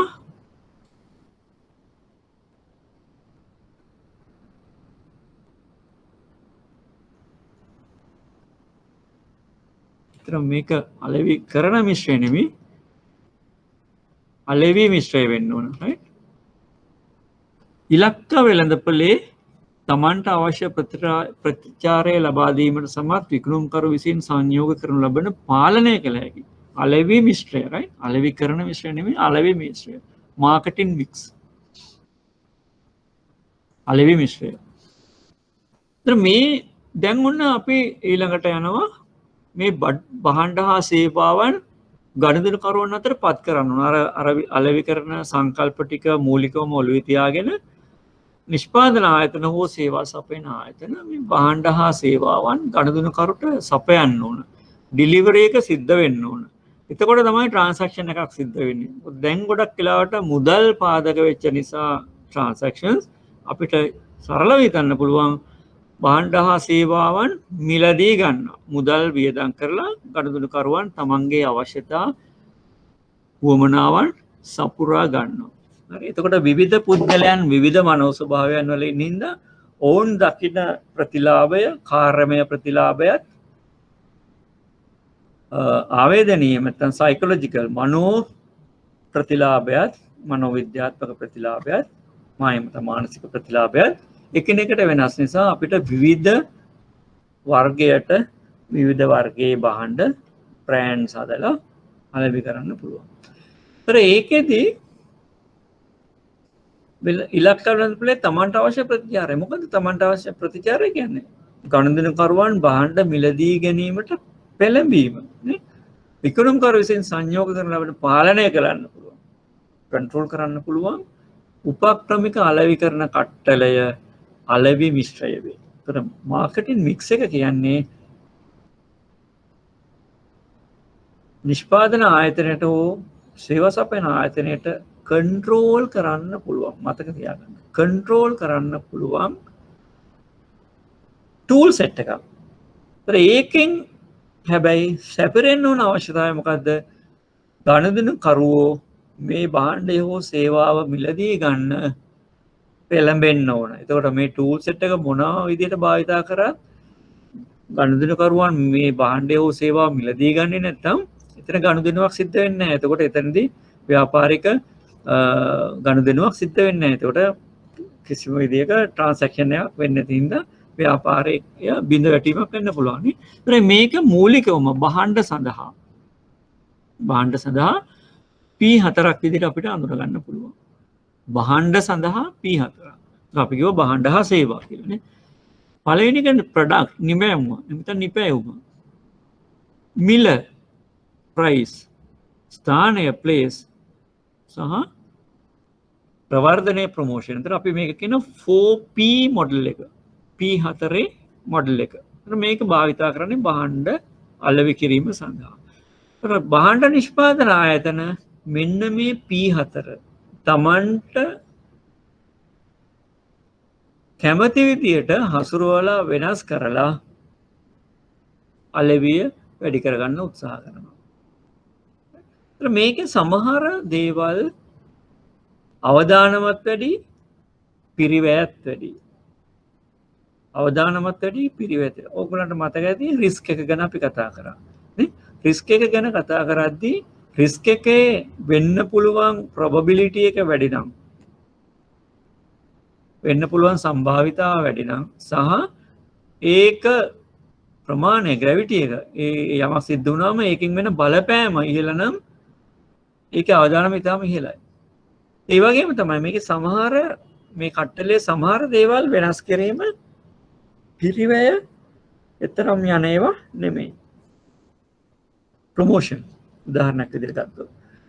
ඒතර ප්‍රොමෝෂන් එක වෙනස් කරලා උත්සාහ කරනවා මේ ආයතන තමන්ගේ භාණ්ඩ අලෙවිය වෙනස් කරගන්න. කාලෙන් කාලෙට ප්‍රොමෝෂන් වෙනස් කරනවා. දැන් සමහරවිට ඔයගොල්ලෝ දන්නවා නේද? එකක් ගත්තම දෙකක් දෙනවා. නේ? ඒ වගේ අවස්ථා තියෙනවා ප්‍රොමෝෂන්. මේ පෞගි දවස්වල ඔය කන්න කැමති කෑම වර්ගනේ KFC එකේ pizza එකේ ප්‍රොමෝෂන් නම් වෙනවා. ඒතකොට ඒකෙදි වෙනස් කරනවා.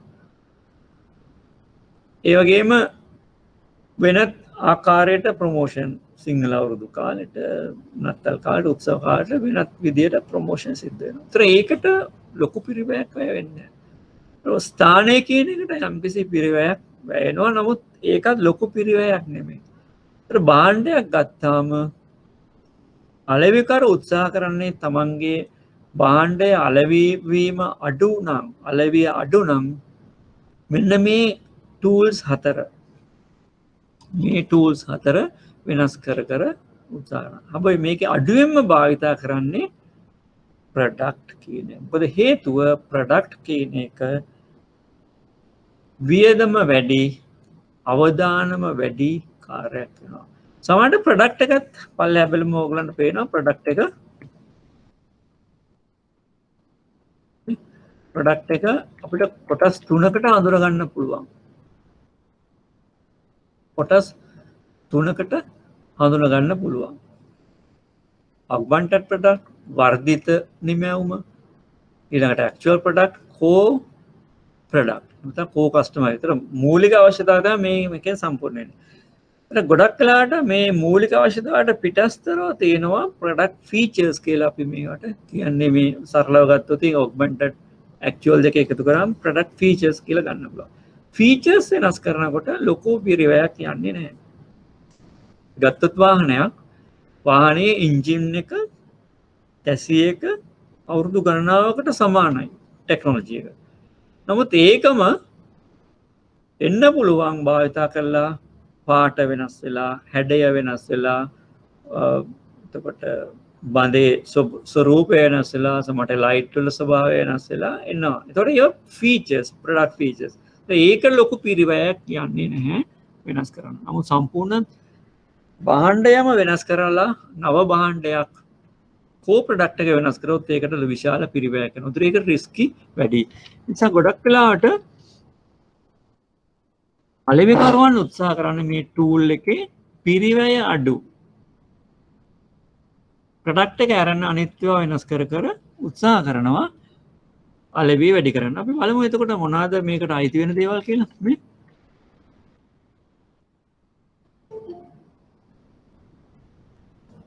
මිල මේ තියෙනවා මේකේ ගොඩක් දේවල්.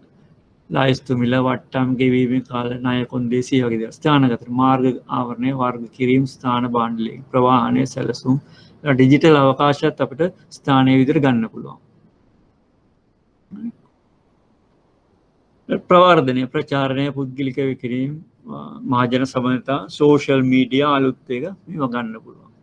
නිපැවුම ඒකේ වරයිටස් quality fashion brand name packaging after sale services නේ සේවා ඒවා ගන්න පුළුවන්. ඒත පාවිච්චි කරන්නේ අපේ ඉලක්කගත ගණදර කරන විදිහට අපේක්ෂිත ලෙස ස්ථානගත කරලා මේ අලවිය සිද්ධ කරන්න. නිපැවුම ගත්තාම මූලිකම ඉලක්ක වෙළඳපළ සඳහා සමාගම විසින් ඉදිරිපත් කරනවට භාණ්ඩ හා සේවා සංයෝගය තමයි නිපැවුම ගෙදර ගන්න මූලිකවම. මිල ගත්තාම නිපැවුම සේවාව ලබා ගැනීම සඳහා ගනුදෙනුකරුවන් විසින් ගෙවිය යුතු මුදල් ප්‍රමාණය. ඒතර බැංකුකරණයේදී මිල කියන්නේ තැන්පත්කරුවන්ට සහ ණයගැනුකරුවන්ට නියම කරන ලබන පොලි අනුපාත. හරි ඒතකොට දෙපැත්තටම එකයි. අපි හිතමු තැන්පත්කරුවන්ට ගෙවන පොලිය තමයි තැන්පත්කරුවේ යම් බැංකුවක තැන්පත් කරනවද නැද්ද කියන එක තීරණය කරන සාධකය. පොලිය වැඩි නම් ගනුදෙනුකරුවෝ එතෙන්ට යනවා. ඊට පස්සේ ආරක්ෂාව ඒ වගේ දේවලුත් සම්බන්ධ ඒ වගේ දේවලුත් සැලකිලිමත් වෙනවා. නමුත් මූලිකම සාධකය පොලියනේ. ණය ගනුදෙනුකරුවන්ටත් එහෙමයි. ණය පොලිය අඩු නම් ගනුදෙනුකරු ඒ බැංකුවට ආකර්ෂණය වෙනවා. කරන ගාස්තු කොමිස්සිය වගේ දේවල්. ස්ථානය සේවාව ලබාගත හැකි ස්ථානයේ ශාඛා ජාලය ATM ජාලය ඩිජිටල් බැංකු පහසුකම් ඔය වගේ දේවල්. ප්‍රවර්ධනය ගත්තොත් ප්‍රතිලාභ සංවේදනයකට ඉලක්ක ගණනය කරන්නට එය මිලදී ගැනීමට පෙළඹවීම. ඔය හතර තමයි ඔය මාකටින් මික්ස් එකේ එමෙත මාකටින් ටූල් එකේ උපාංග හතර. මේ හතර අර මම ඉස්සෙල්ලා කිව්ව විදිහට ආයතනය නිෂ්පාදන ආයතනය හෝ සේවා ආයතනය Tamanට කැමති විදිහට විශේෂයෙන්ම නිෂ්පාදන ආයතන මොකද සේවා සැපයුම් සේවා ආයතන ගත්තොත් එimhe මීට අමතරව තව P3ක් එකතු වෙන්න ඕන. අපි ඉස්සරහදී එක කතා කරනවා. ඒතර භාණ්ඩ අලෙවි කරන අය අලෙවි කරන ආයතන මෙන්න මේ සාධක හතර භාවිතා කරනවා ගනුදෙනුකරුවන් තුල අපේක්ෂිත ගනුදෙනුකරුවන් තුල එහෙම නැත්නම් ඉලක්ක ගනුදෙනුකරුවන් තුල පොසිෂනින් ස්ථානගත කරලා පොසිෂන් කරලා පොසිෂනින් කරලා අලෙවිය වැඩි කරගන්න. පැහැදිලි නේද මේ ටික?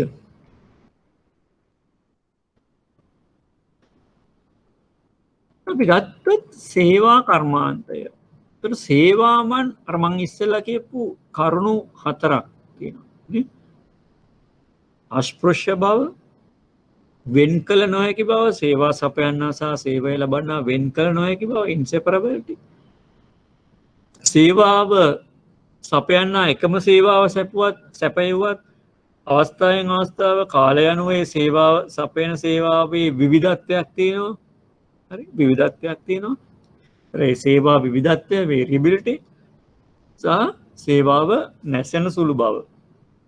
මෙන්න මේ කියන කරුණු උඩ සේවා කර්මාන්තයේදී වටිනාකම ජනකණික එතනදී භාණ්ඩයක් විදිහට අඳුර ගන්නත් බෑ අපිට. ඒතකොට අපිට තියෙන්නේ ගොඩක් වෙලාවට වටිනාකම ජනිත වෙන්නේ සේවාවල් වල පිරිනැමීම සිදු වෙන අවස්ථාවල. ගනුදෙනුකරු සහ ගැනුම්කරු සහ විකුණුම්කරු මුණ ගැහෙන අවස්ථාවේදී තමයි වටිනාකම ජනිත වෙන්නේ. ඒතර වටිනාකම ගනුදෙනුකරු මිලදී ගන්නා දකින්නේ ඒ අවස්ථාවේදී. ඒකට ගොඩක් වෙලාවට සේවා සපයන්නා සම්බන්ධ වෙනවා. සේවා සපයන්නා සම්බන්ධ වෙනවා. එහෙමනම් සේවා සපයන්නාගේ තියෙන ගුණාංග බන්ධ විශේෂයෙන්ම මානසික ගුණාංග මත. හරි? සේවා සපයන්නා සැරපරුෂ නම් කතා කරන දන්නේ නැත්නම් එයාගේ බොඩි ලැන්ග්වේජ් එක සේවාව ලබා ගන්නා ප්‍රතික්ෂේප කරන වගේ එකක් නෙවෙයි. එතකොට එතන ගුණාත්මක භාවයක් ජනිත වෙන්නේ නැහැ. නමුත් සේවා සපයන්න ඒ දේවල් සම්පූර්ණ කරගත්තොත් විශේෂයෙන්ම පුද්ගල සාධකය අන්න සපයන සේවාවේ ගුණාත්මක භාවය ඉහළ යනවා. ඒ අනුව අපිට තව අමතර P3 අඳුන ගන්න පුළුවන්. ඒක අපි කියනවා extended marketing mix, දිගු කරන ලද අලෙවි මිශ්‍රය. ඒකෙදි අතුලත් වෙනවා අර හතරට අමතරව. ඒ හතරක් තියෙනවා. ඒකට අමතරව people factor, process ක්‍රියාවලි, භෞතික සාක්ෂි physical evidence. එතකොට අලෙවි භාණ්ඩ අලෙවිකරණය සඳහා 4P අදාළ කර ගන්නවා. සේවා අලෙවිකරණය සඳහා 7P කියන එක අදාළ කරගන්නවා. මේ 7P වලිනුත් මේ කියන P3 තමයි වැදගත්ම සාධක වෙන්නේ. මිනිසුන් ගත්තොත් මං ඉස්සෙල්ලා කිව්වා වගේ සේවාව සපයන්නා තමයි මෙතන මිනිසුන් කියන සාධකය වෙන්නේ. සේවාව සපයන්නා. ගණදනුකාර සේවාවේ ගුණාත්මක භාවය පිරිනැමීමේදී ජනිත වෙනවා. මේ සේවා සපයන්නා ඉතාම ඉහළ මට්ටමක සුවද ගණදනුකාර සේවාවක්, විශිෂ්ට ගණදනුකාර සේවාවක් පවත්වාගෙන යන්න තමන්ගේ අවශ්‍ය මානසික ගුණාංග, කායික ගුණාංග ඉහළ නංවා ගන්න ඕන. උදාහරණ දැනුම. භාණ්ඩ තමන් ආයතනයේ සපයන සේවාව පිළිබඳ දැනුම. දැන් ගණදනුකරු තොරතුරු අහගෙන එනවා. කවුන්ටරේ ඉන්න එමෙතන රිසෙප්ෂන් එකේ පිළිගැනීමේ නිලධාරියෙන් යම්කිසි දෙයක් විමසුවාම එයා ගණදනුකරුට පැහැදිලි කරලා දෙන්න, ඒක දැනගෙන ඉන්න ඕන. ඒත් එයාට කියන්න බෑ කිසිම වෙලාවක ගිහිල්ලා ඔෆිස හම්බ වෙන්න කියලා. හරි? ඒත් ඔෆිස ගාවට ගියාම ඔෆිස කියන්නේ මොකද්ද? මැනේජර් හම්බ වෙන්න කියලා. ඒත් එතන තියෙනවාද එහෙම ගුණාත්මක භාවයක් නෑ. ගණදනුකරු වටේ යනවා, ප්‍රවුමේ යනවා. ගණදනුකරු හම්බෙන පළවෙනි පුද්ගලයාගෙන් ඒ අදාළ තොරතුරු ලබාගෙන ඉන්නවා. ඒතර සියලුම සේවා සපයන්නම් එහෙම බැංකු සේවකයන් දැනුම්වත් භාවයෙන් ඉන්න ඕන. ආයතනය විසින් සපයන භාණ්ඩ හා සේවාවන්, ආයතනය විසින් අය කරන ගාස්තු, කොමර්ස් ඒ වගේ දේවල් සම්බන්ධ. අමතර කාරණාවක්, විශේෂිත කාරණාවක් වෙනම හොයලා කියන්න පුළුවන්. ඒක වෙනම. අපි කස්ටමර් චාර්ට් එකේ කතා කරා එක. කස්ටමර් චාර්ට් එකේ තියෙන්නේ ගණදනුකරුට සියලුම තොරතුරු ඔහු අපේක්ෂා කරන ලබා දෙන්න ඕන. ඒතර ඒවා සමහර ඒවා ප්‍රදර්ශනය කරන්න ඕන. පොලි අනුපාත, ෆොරෙන් කරන්සි මත විදේශ මුදල් අනුපාත, ගාස්තු, කොමර්ස් ඒවා ප්‍රදර්ශනය කරන්න ඕන. ඊට අමතරව ගණදනුකරු යම් කිසි දෙයක් විමසුවාම ඒක සේවා සපයන්නා විසින් ගණදනුකරු වෙත ප්‍රකාශ කරන්න ඕනේ, නැත්නම් ලබා දෙන්න ඕන. ඒ නිසා අනිවාර්යයෙන්ම සේවා සැපයීමේදී මේක හැමතිස්සෙම ප්‍රශ්න වලට ඇවිල්ලා තියෙනවා. සේවා සැපයීමේදී පුද්ගල සාධකය වැදගත් වෙන්නේ නිසා. අනිත් එක තමයි මතක තියාගන්න, මම අර ඔයගලට පළවෙනිම හෑන්ඩ් අවුට් එකේ දුන්නා වගේ කොහොමද සේවාව සපයන්නේ. ඒතර අපි භාවිතා කරනවා භෞතික සම්පත්, මානසික එමෙතන මානව සම්පත්. මානසික නෙවෙයි මානව සම්පත්. ඒතර සේවාවට මානව සම්පත ඊටාම වැදගත් සම්පත වෙනවා විවිධ හේතු නිසා. මොනවද? මානව සම්පතට තමයි ඊටාම ඉහළ මිලක් ගෙවන්නේ. ඔයගොල්ලෝ බලන්න ඕනම ආයතනයක, විශේෂයෙන්ම සේවා සපයන ආයතනවල, බැංකුවල සම්පූර්ණ පිරිවැයෙන් මානව සම්පත සඳහා යන පිරිවැය, පර්සනල් කොස්ට් එක ඉතාම ඉහළ අගයක් ගන්නවා. 60%ක් 70ක් සමාන. තැන්වල ඊටත් වඩා වැඩි ප්‍රමාණයක් නිරූපණය කරනවා. එතකොට එහෙමනම් ඒ වැය වෙන පිරිවැයට සාපේක්ෂව ඉහළ ප්‍රතිලාභයක් සේවකයන් ජනිත කරනවා. අනිත් එක මානව සම්පත ගත්තාම ඒගොල්ලන් අනිත් සම්පත් වගේ නෙමෙයි, හිතන්න පුළුවන්. නේ? එකඟ වෙන්න පුළුවන්. විරුද්ධ වෙන්න පුළුවන්. කලමනාකරුත් සමග යම්කිසි ගැටලුවක් තියෙනවා නම් ඔන්න ඒක විරෝධතාවයක් විදියට ඒගොල්ලෝ ප්‍රදර්ශනය කරනවා. ඒතර මේ විරෝධතාවයේ අවසානයේදී කොහෙද නවතින්නේ? ගනුදෙනුකරු සමග. මොකද සේවා පිරිනැමීමට තමයි ඒක බලපෑමක් සිද්ධ වෙන්නේ. එක්කෝ හිමින් වැඩ කරයි, එක්කෝ අකුරට වැඩ කරයි, එක්කෝ සෝදශීලී නැතිව වැඩ කරයි ගනුදෙනුකරුවන් එක්කලා නේ, මානසික ස්වභාවය. ඒතර ගනුදෙනුකාර සේවාවේ පිරිහීමට තමයි හේතු වෙන්නේ. එහෙනම් මේ සාධක තුලින් ගනුදෙනුකාර සේවාව විශිෂ්ට ගනුදෙනුකාර සේවාව සපයන්න වැඩියෙන්ම හිතකර විදියට හෝ අහිතකර විදියට බලපන්න සාධකය තමයි පුද්ගල සාධකය. මේක අහලා තියෙනවා ප්‍රශ්නවල අපි ඉස්සරහට ප්‍රශ්න කතා කරද්දී ගන්න පුළුවන්. ඒතර ඒ පිරිනැමීමේ ස්වභාවය අනුව තමයි ගනුදෙනුකරුවෝ පර්සීව් කරන්නේ සංජානනය කරන්නේ මේ ලබා දෙන සේවාව කොහොමද කියලා. එහෙනම් පුද්ගල සාධකය ඊටම වැදගත්. ඊළඟට ක්‍රියාවලිය process. මේ සේවාව ලබා දෙන යාන්ත්‍රණය. දැන් සමහර ශාඛාවල එහෙම නැත්නම් සමහර බැංකුවල processes ණය ලබා දීමේ කාල සීමාව නේ. එහෙම නැත්නම් තන්පතුවකට කාල සීමාව ඕ වෙනත් පරිගණක වෙනත් ගනුදෙනුවකට කරන කාල සීමාව අඩුයි ක්වික් සමහර බැංකු වලට වඩා. ගොඩක් වෙලාවට අනිත් එක මේ පීඩාකාරී කම්බර්සන් මේ කරදරකාරී සමහර සේවාවන් ගන්න ගියාම ඒ සේවාවේ process එකේ ස්වභාවය අනුව.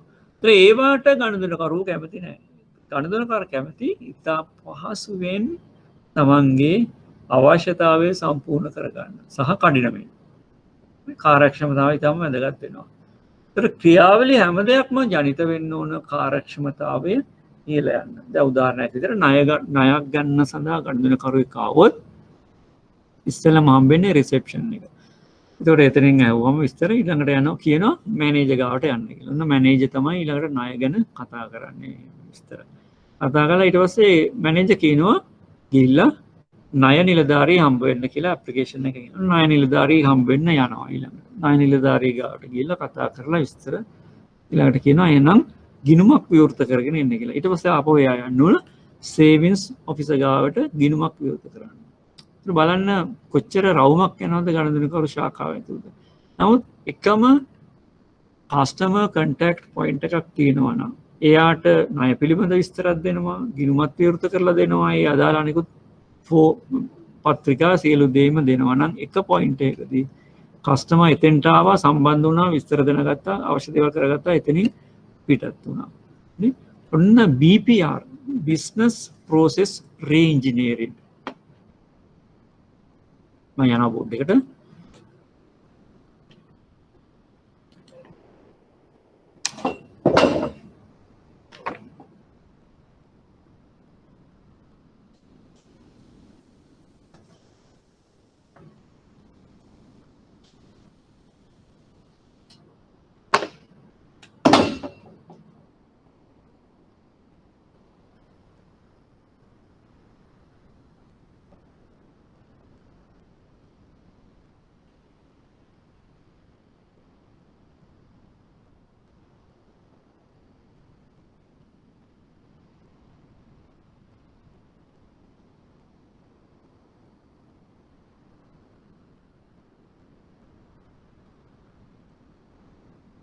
ව්‍යාපාර පද්ධති ප්‍රති ඉංජිනේරු කරණය කියලා විෂයක් සබ්ජෙක්ට් එකක් පෞද්ගලික කාලේ කතා වුණා. මේ වෙනත් මොනවටවත් නෙමෙයි කාර්යක්ෂමතාව.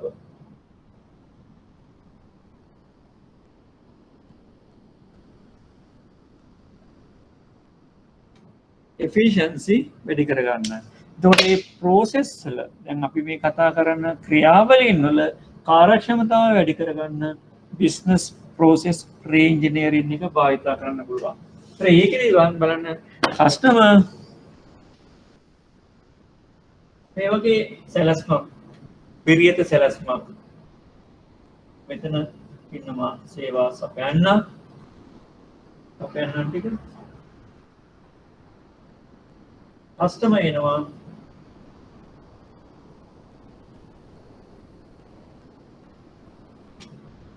අවශ්‍ය දේ මෙතනින් කරගෙන මෙතනින් පිට වෙනවා.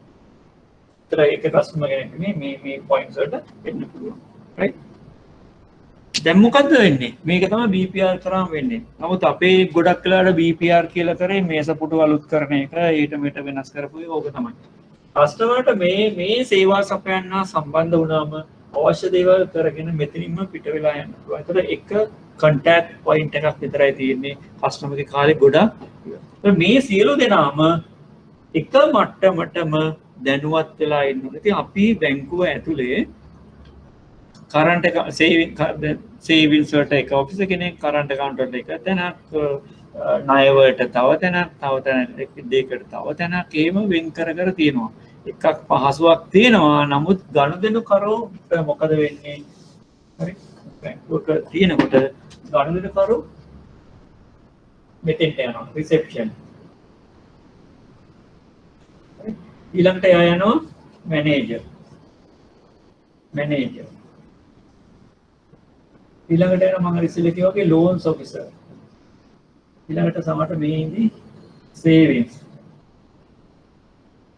පිරියද සරස් මේට ශාඛා ඇතුලේ ගනුදෙනු කරු රස්තියාදු වෙන්න ඕනේ. එහෙම වෙන්නේ නැහැ අර වගේ BPR. ඒතර ක්‍රියාවලි අර විදියට BPR කරලා දැන් 5S කියලා ඔය ගොඩක් වෙලාට quality එක. quality වැඩි කරගන්න භාවිතා කරනවා විවිධ ක්‍රමවේදයන් 5S කියන්නේ එකක්. හරි 6 sigma 5S ගොඩක් දේවල් තියෙනවා. අඩුම ගානේ සරලම දෙයක් හරි භාවිතා කරනවා නම් මේ ක්‍රියාවලියේ process වැඩි කරගන්න ඔකට මතක තියාගන්න efficiency තමයි මේ process එක දියුණු වුණාම සිද්ධ වෙන්නේ. efficiency කියන්නේ මොකක්ද efficiency කියන්නේ?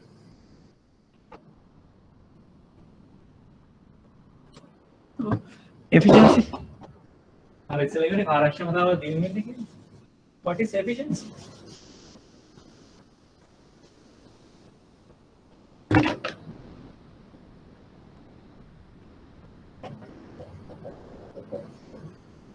කාර්යක්ෂමතාව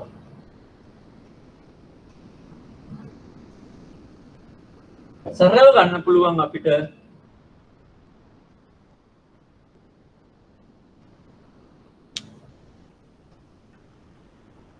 විවිධ ඩෙෆිනිෂන් තියෙනවා අපිට සරලව ගන්න පුළුවන් output input එහෙම නැත්නම් නිමැවුම් බෙදීම යෙදවුම්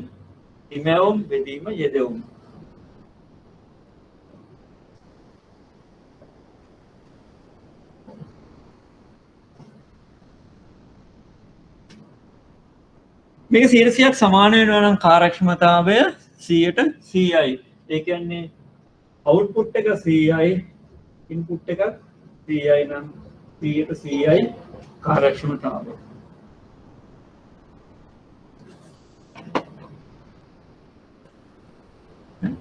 කාර්යක්ෂමතාව 100%යි.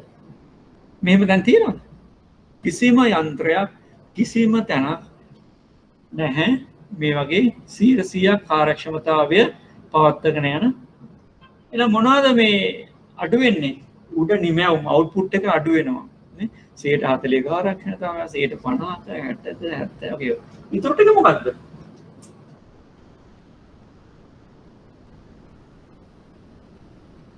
waste. එහෙනම් කාර්යක්ෂමතාවය අඩු වෙනවා කියන්නේ හරි අපතය ඉහළ යනවා. කාර්යක්ෂමතාව අඩු වෙනවා කියන්නේ නිමවුම් අඩු වෙනවා යෙදවුම් වලට සාපේක්ෂව. එහෙනම් වැඩි වෙන්නේ මොකද්ද? අපතය. වේස්ටේජ් වැඩි වෙනවා. ඉතින් අපි ආයතන කළමනාකරණය කරන්නේ වේස්ටේජ් වැඩි කරගන්න නෑ. output එක වැඩි කරගන්න. නේ. දැන් නිෂ්පාදන ඕනම ආයතනයක මූලික කාර්යය තමයි මේ ටික. පැහැදිලිනේ?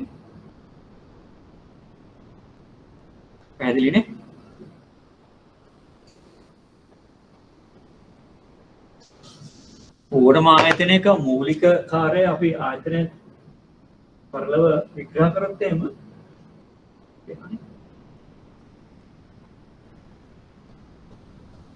මේ වටේ කොටුවෙන් සඳහන් කරන්නේ environmental boundary එක. හරි. පරිසරයෙන් සීමාවක් තියෙනවා. ඒ environmental boundary එක මේක තමයි අපේ organization එක. මේකට එනවා මොනවද? input එනවා. කියන්නේ ගන්නනේ මූලිකවම භූමිය, ප්‍රාර්ථනය වගේ දේවල් කියන්නේ මේක මොනවද කරන්නේ? output ගනුදෙනු කරුවන්ට අවශ්‍ය වෙන නිෂ්පාදන භාණ්ඩ හෝ සේවාවන් එළියට දෙනවා. right? එතකොට මේ අවුට්පුට් බෙදීම ඉන්පුට් තමයි මේ තියෙන්නේ. මෙතන ඊට අමතරව වේස්ට්.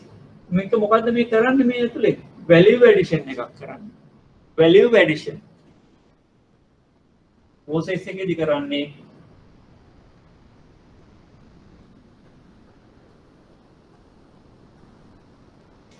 වටිනාකම එකතු කරනවා.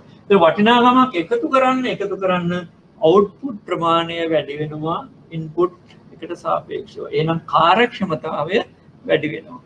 අපතය අඩු වෙනවා. කාර්යක්ෂමතාවය ඉහළ යනවා කියන්නේ අපතය අඩු වෙනවා. ඒතකොට efficiency එකයට අනුපාතිකයක් විතර ගත්තොත් waste හරි. අනුලෝම සමානුපාතික එකයට waste. මේක වැඩි වෙනවා කියන්නේ මේක අඩු වෙනවා. මේක වැඩි වෙනවා කියන්නේ මේක අඩු වෙනවා. ජපානයේ කරන්නේ මේක තමයි. ජපානයේ ස්වාභාවික සම්පත් අඩුයි. ජපානයේ භූමියෙන් 70ක් 60ක් තියෙන්නේ කැලෑ වගේ දේවල්.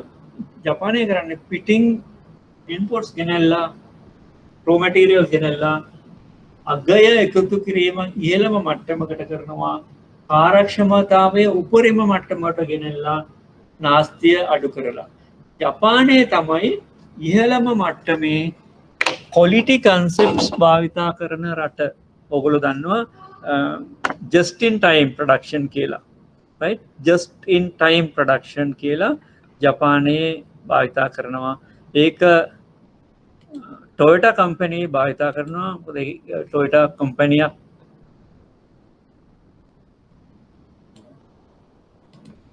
නිෂ්පාදන ක්‍රියාවලිය නරඹන්න අවස්ථාවක් හම්බුණා. ඒගොල්ලෝ කරන්නේ just in time තමයි. කියන්නේ storage ඒව මොනවත් නැහැ. කාර්යක්ෂමතාව ඉතාම ඉහළ. දැන් ඔය 5S ගත්තත් just in time production ගත්තත් agile manufacturing කියලා තියෙනවා. right? ඔය concepts ගොඩක් fishbone concept එක ඉචිකා වගේ ඔය concept quality concept ඔක්කොම ජපානයේ තමයි පාවිච්චි කරන්නේ. ඒ නිසා තමයි ජපානය උච්චර ප්‍රබල නිෂ්පාදන රාජ්‍යයක් වෙලා තියෙන්නේ. කාර්යක්ෂමතාවය පුළුවන් ඉහළම මට්ටමට ගේනවා. 100%ක් ගෙන්න බෑ. ඒක හරි. ඒතර මේ සේවා බණ් වලදී වෙන්න ඕන මේ ක්‍රියාවලිය වලදී වෙන්න ඕන ඔන්න ඔය දේ තමයි. ඒතර ඒක ඉහළ නම් ඒ ආයතනයේ සේවාවේ ගුණාත්මක භාවය ඉහළයි. අනිත් එක භෞතික සාක්ෂි.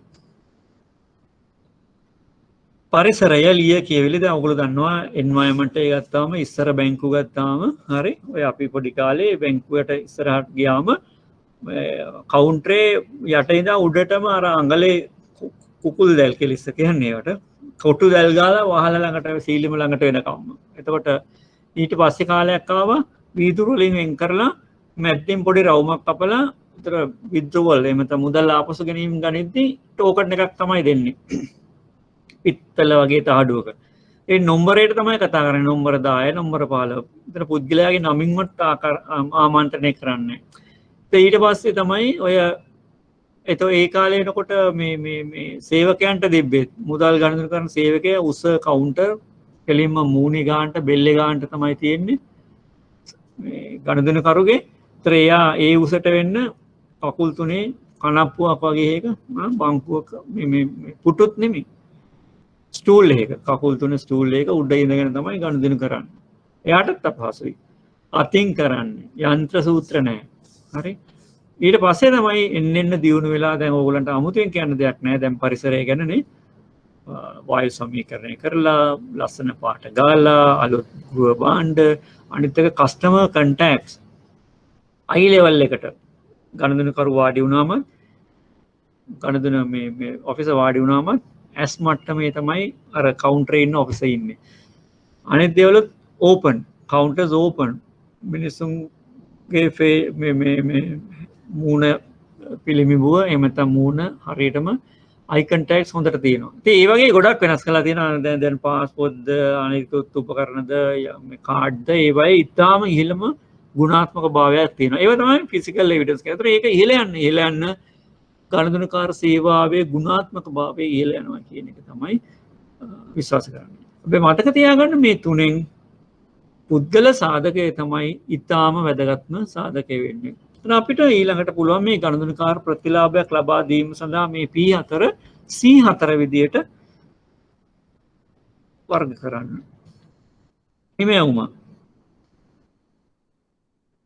නිමැවුම ප්‍රොඩක්ට් කියන එක මොකක්ද C4න් කියන්නේ? මේක තමයි ගනුදෙනුකරුවට තියෙන විසඳුම, සොලියුෂන් එක. මිල ගනුදෙනුකරුවාගේ පිරිවැය, ස්ථානය, එයාගේ පහසුව. දැන් අද බලන්න ශාඛා කියන ඒවාට අද යන්න ඕනේ නෑනේ. වෙනදා ශාඛාව තියෙන්නේ උදේ 9 ඉඳන් දවල් 1:00 වෙනකම් මැනුවල් කරන කාලේ. ඊළඟට සතුටුදා ඉඳන් සිකුරාදා වෙනකම් වීකෙන්ඩ්ස් නෑ.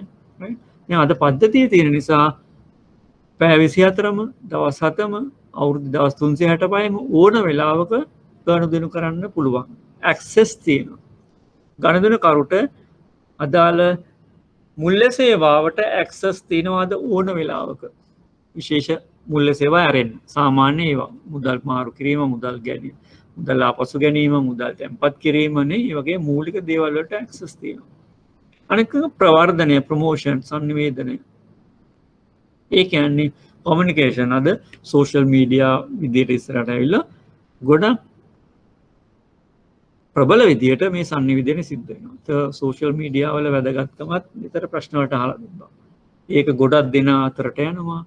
ඊටම ආකර්ෂණීය විදියට ඉදිරිපත් කරන්න පුළුවන්. ඊළඟට ඕන විදියට වීඩියෝ ක්ලිප්ස් එකම හදලා අපිට අඩු පිරිවැයකින් දාන්න පුළුවන්. දැන් ටීවී එකේ වීඩියෝ ක්ලිප් එකක් හදලා දාන්න ගියොත් විශාල පිරිවැයක් යනවානේ. නමුත් සෝෂල් මීඩියා වලට YouTube එකට වගේ වීඩියෝ ක්ලිප් එකක් හදලා දාන්න ඉතින් ලොකු පිරිවැයක් යන්නේ නැහැ. එතකොට ඒක ඉක්මනින් ඉවත් කරගන්න පුළුවන්, ඉක්මනින් එකතු කරන්න පුළුවන්. අනිත් වැදගත්ම දේ තමයි සෝෂල් මීඩියා වල තියෙන quick response.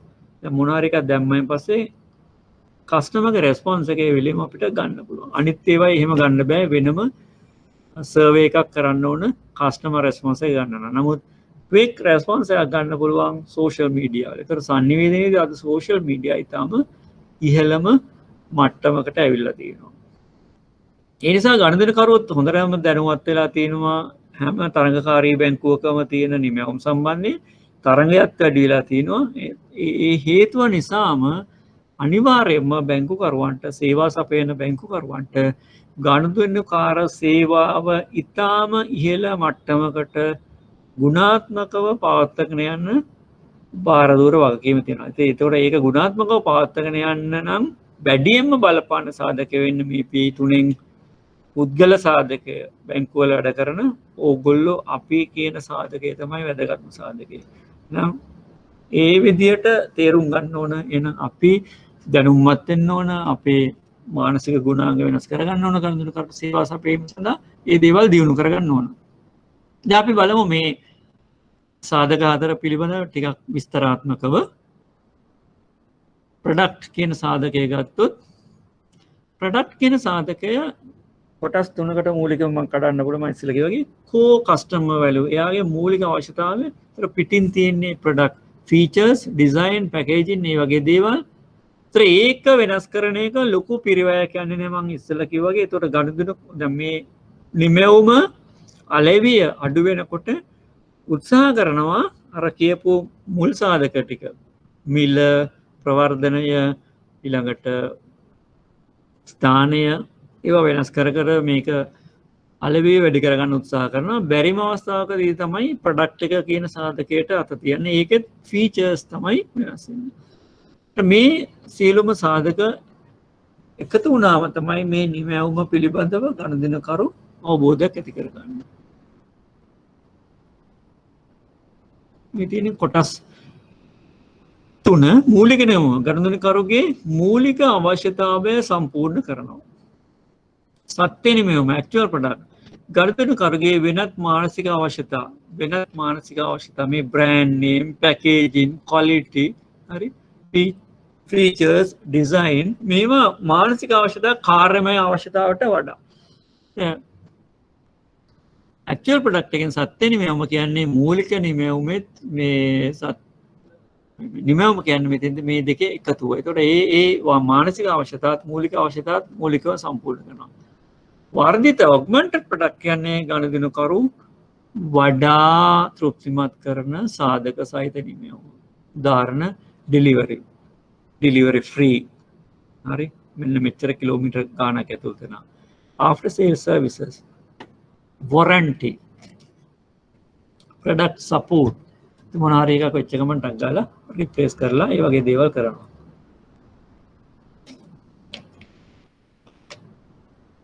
ඒක තමයි වර්ධිත නිමැවුම. ඒතර නිමැවුම ඔය මට්ටමට ආවයින් පස්සේ ඒක ඊටාම ගුණාත්මක නිමැවුමක් වෙනවා. ඒතර මූලික අවශ්‍යතාව විතරක් නෙමෙයි ගනුදෙනුකරුගේ අනෙකුත් අවශ්‍යතා සම්පූර්ණ කරන ගනුදෙනුකරු වඩා තෘප්තිමත් කරන සාධක ඇතුළත් කරලා තමයි නිමැවුම ඉදිරිපත් කරන්න ඕන. ඒතර මේ නිමැවුම හැමදාම එකම විදිහට තියෙන්නේ නැහැ. හේතුව එකම විදිහට තියෙයි ගනුදෙනුකරුගේ අවශ්‍යතාවය කාලයත් එක්ක වෙනස් වෙනවා නේද? දැන් අපේ පොඩි කාලේ අපිට තිබිච්ච අවශ්‍යතාව නෙමෙයි දැන් ඉන්න තරුණ කුඩා දරුවන්ට තියෙන. දැන් මේ තරුණ X generation, Y generation, Z generation එක generation සඳහන් ගන්නවානේ නේ.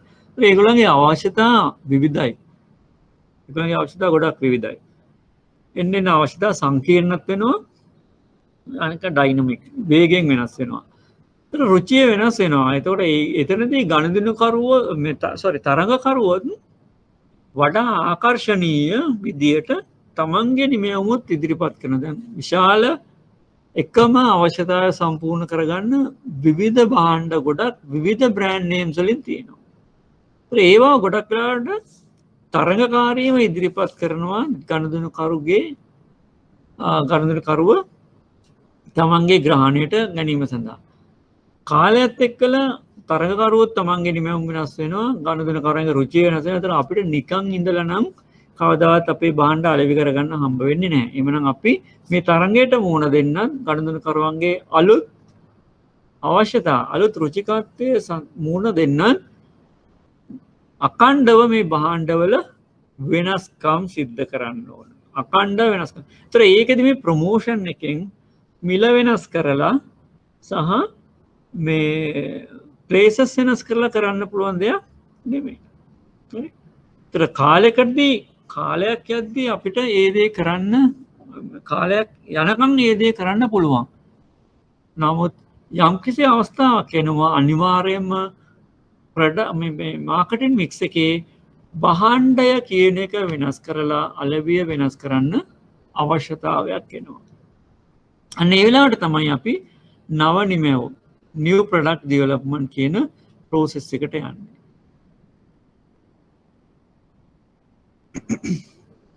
හරි. මම අදට මෙතනින් පාඩම නවත්තලා මම බලමු අපි පරණ ප්‍රශ්න පත්‍රවල තියෙන ප්‍රශ්න කීපයක් පහුගිය කතා කරපු ඒවා නැත්නම් පහුගිය පාඩම් වලින් ආපු දේවල් පිළිබඳව සාකච්ඡා කරන්න.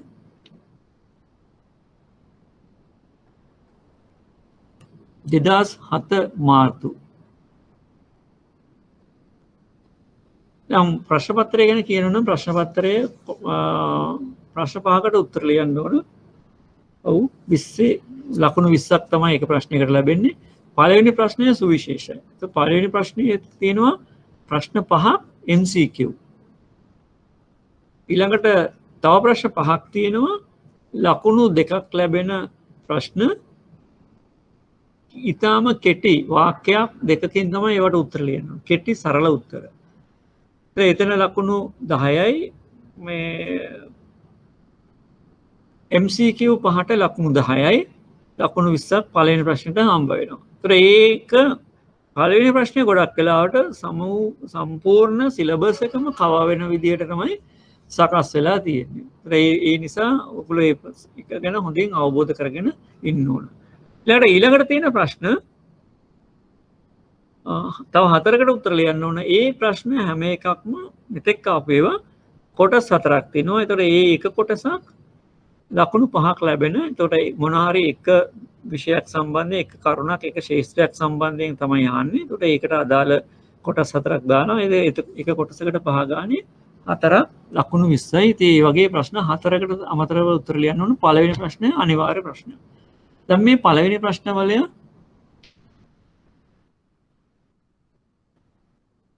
2007 මාර්තු පළවෙනි එකේ පස්වෙනි ප්‍රශ්නය. ගණදනකරුවට ඔහුගේ අයගේ විශ්‍රාම අරමුදල් මම ගිය සතියේ කතා කරාද කියලා මට මතක නැහැ. හරි. yes. ආයි බලමු. විශ්‍රාම අරමුදල්. ඒතර විශ්‍රාම අරමුදල් කිව්වම අපිට ගණදනකරු කවුද කියන එකට අග්ගාල ඔලුවට එන්න ඕන. මෙයා ඇවිල්ලා 55ට වැඩි ගණදනකරුවෙක්. විශ්‍රාම අරමුදලක් හම්බෙන්නේ 55ට වැඩි කෙනෙක්. ඒතර එහෙමනම් එයා අවදානමක් ගන්න කස්ටමර් කෙනෙක්ද අවදානම බැහැර කරන කස්ටමර් කෙනෙක්ද කියන එක බලන්න. අපි පැහැදිලිවම දන්නවා ඒ වගේ වයසට එනකොට අවදානම පුළුවන් තරම් බැහැර කරනවා මේගොල්ලෝනේ. ලැබෙන ප්‍රතිලාභය සහ තමන්ගේ ආයෝජනයේ ආරක්ෂාව තමයි ගොඩක් වෙලාවට බලන්නේ. මොකද මේ එතනින් එහාට යාට ලැබෙන දෙයක් නැහැ. රැකියාවක් කරන්නේ නැහැ ගොඩක් වෙලාවට. ඒ හින්දා එකපාර අනික මෙයාට විශාල මුදලක් ලැබෙනවා. එhmenan මෙයා ඊටාම සුරක්ෂිත ආයෝජනයක තමයි මේක දාන්නේ. දැන් මේ උත්තර හතරෙන් කොටස් කියන එක සුරක්ෂිත ආයෝජනයක් නෙමෙයි මෙවැනි ගණදනකරුවෙක්ට ඒක අපිට බැහැර කරන්න පුළුවන්. ඩිබෙන්චර්ස් කියන එකත් අපිට බැහැර කරන්න පුළුවන්. එහෙනම් ඉතුරු වෙන්නේ බිල්පත් සහ ස්ථාවර සම්පත් උපයකින් බිල්පත් තමයි වඩාම ආරක්ෂිත government securities. මේ නිමැවුම උත්තරේ 1.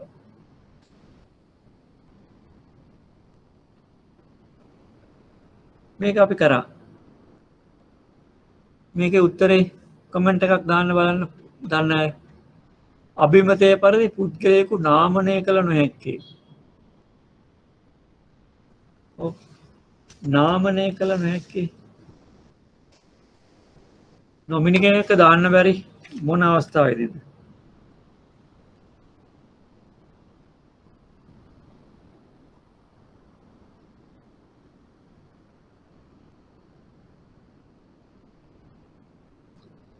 නොමිනි කෙනෙක්ව දාන්න බැරි මේ ගිණුමේ අයිතිය එහෙම නැත්නම් ගිණුමේ තියෙන මුදල් වල අයිතිය වෙනත් පාර්ශවයට අයිතිවාසිකමක් කියන්න පුළුවන් අවස්ථාවකදී. එහෙම අවස්ථාවක් එන්නේ ජංගම ගිණුමකට විතරයිනේ.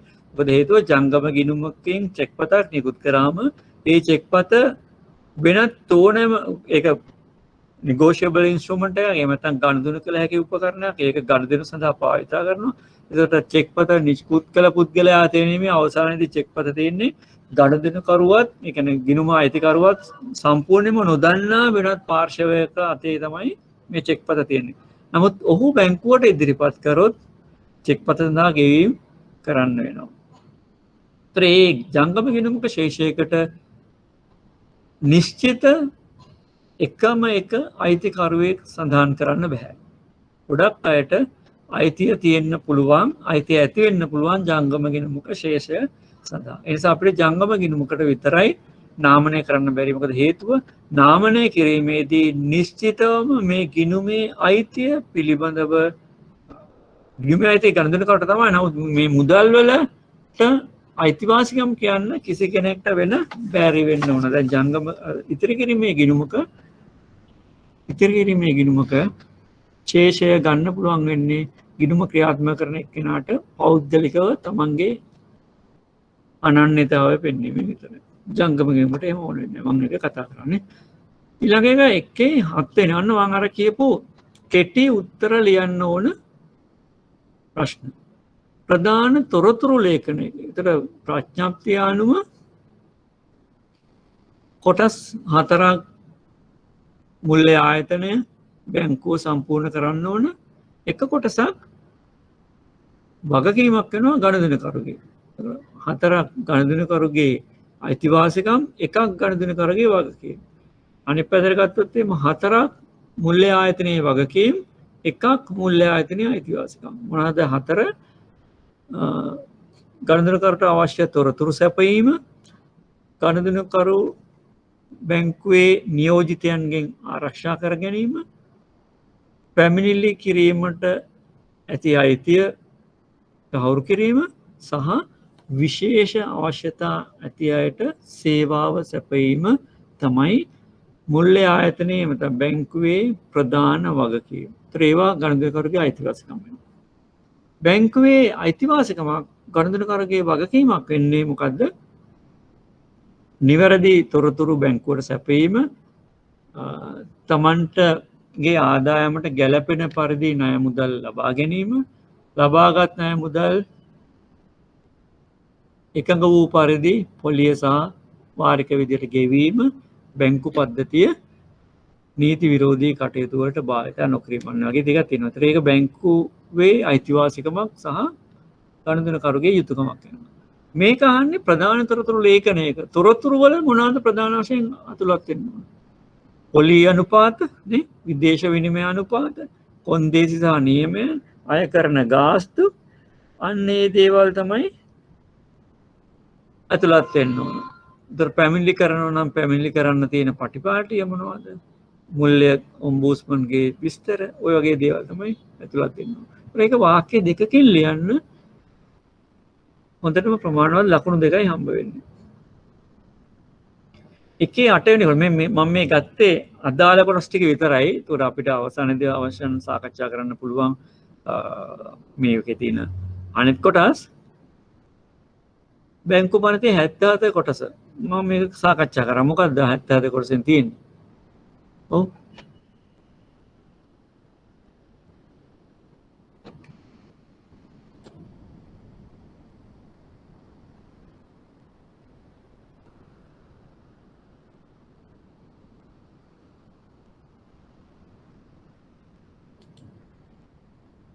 ඇත්තටම කොටසේ මොනවද තියෙන්නේ?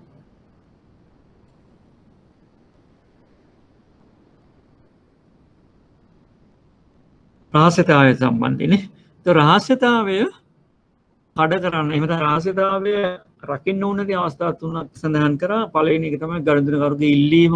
රහස්‍යතාවය කියන්නේ වෙනත් පාර්ශවයකට තුන්වෙනි පාර්ශවයකට ගනුදෙනුකරුගේ තොරතුරු දෙන්න බෑ. එතකොට ඒක අවස්ථා තුනකදී බැංකුකරුට පුළුවන් දෙන්න එක ගනුදෙනුකරුගේ ලිඛිත ඉල්ලීම. හොඳට මතක තියාගන්න ලිඛිත ඉල්ලීම කටින් කියලා බෑ. ඉල්ලීම මත වෙනත් පාර්ශවයකට දෙන්න පුළුවන්. උදාහරණ ඔඩිටර්ස්ලට වගේ අයට. දෙවෙනි එක උසාවි නියෝගයක් යටතේ උසාවියකින් ඉල්ලුවොත් විස්තර දෙන්න ඕන. යුක්තිය පස්සේ දෙලීමේ ක්‍රියාමාර්ගය අනුව. තුන්වෙනි එක තමයි යම්කිසි විශේෂ ලිඛිත නීතියක සඳහන් පරිදි. හරි? ලිඛිත නීතියක්. උදාහරණ දේශීය ආදායම් පනත, සුරාබදු ආඥා පනත, වංචා වැළැක්වීමේ ආඥා පනත ඔය වගේ ගොඩක් දේවල් තියෙනවා. ඒවයි සඳහන් වෙලා තියෙනවා නම් යම්කිසි පුද්ගලයෙක්ට එහෙම නැත්නම් ඒ බලධාරියට තොරතුරු ඉල්ල ගන්න පුළුවන් කියලා අපි බෙදලා ඉන්නවා ඒ තොරතුරු ලබා දෙන්න.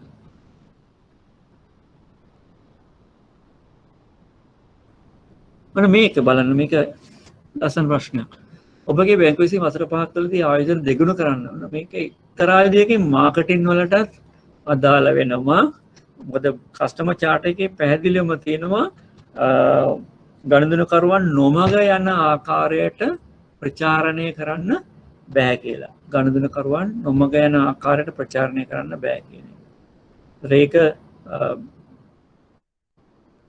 වාණිජ්‍ය බැංකු සම්බන්ධයෙන් නිකුත් කරපු මඟ පෙන්වීම යටතේ ශ්‍රී ලංකා මහ බැංකුවේ චක්‍රලේඛනයක් විදිහට නිකුත් කරලා තියෙනවා. ඒතර මෙතනදී කියන්නේ අවුරුදු 5කින් දෙගුණ කරන්න කියන දැන්වීමක් තමයි යන්නේ. මෙන්න නිමැවුමගේ මුදල් දෙගුණ වෙන බැවින් ඒ පිළිබඳව දැඩි උනන්දුවක් දක්වන ගනුදෙනුකරුවෙක් ඔබ හමුවේ මෙන්න මෙහෙම තියෙනවා. හරි. ඒතකොට ගනුදෙනුකාර ප්‍රඥාත්ය පිළිබඳ සිහිත භාගයට පහත දක්වන දේ ඔබගේ පිළිබඳව ඔබගේ පැහැදිලි කිරීම කරන්නලු. හතරවෙනි ප්‍රශ්නේ.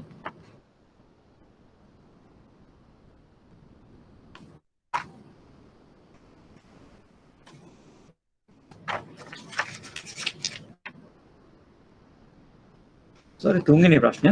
හතරවෙනි ප්‍රශ්නේ තුන්වෙනි ප්‍රශ්නේ. මොකද්ද තැන්පතුවේ පොලි අනුපාතය කියන්නේ? අවුරුදු 5කින් දෙගුණ වෙනවා නම් මොකද්ද පොලි අනුපාතිකය වෙන්න ඕන? 120ක් වෙන්න ඕන නේ. අවුරුද්දට 120යි අවුරුදු 5කින් තමයි පොලිය ගෙවන්නේ. හරි? වාර්ෂික 120යි පොලිය ගෙවන්නේ මූලික ප්‍රාග්ධනයට විනා පොලියට පොලිය නෙමෙයි. ඒතකොට මූලික ප්‍රාග්ධනයට මැචුරිටි එකේදී තමයි ගෙවන්නේ. ඒකට මැචුරිටි එකේදී යනකොට 20 ඒවා පහ ගියාම 100ක් වෙනවා. ඒතකොට පැහැදිලිවම පේන්නේ තැන්පතුව අවුරුදු 5කදී දෙගුණ වෙලා කියලා.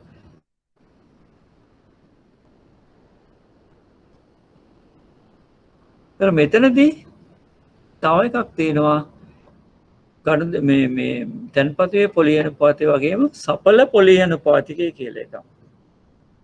ඒක අනිවාර්යයෙන්ම අවුරුදු 5කට මැචුරිටි එකක් තියෙනවා නම් සඵල පොලී අනුපාතිකය අනිවාර්යයෙන්ම මේකේ සඳහන් කරන පොලී අනුපාතිකයට වඩා අඩුයි. සඳහන් කරන පොලී අනුපාතිකයට වඩා සඵල පොලී අනුපාතිකය වැඩි වෙන්නේ මොන අවස්ථාවකදීද? මොකද පොලිය අපි සඳහන් කරන්නේ වාර්ෂිකව. හරි?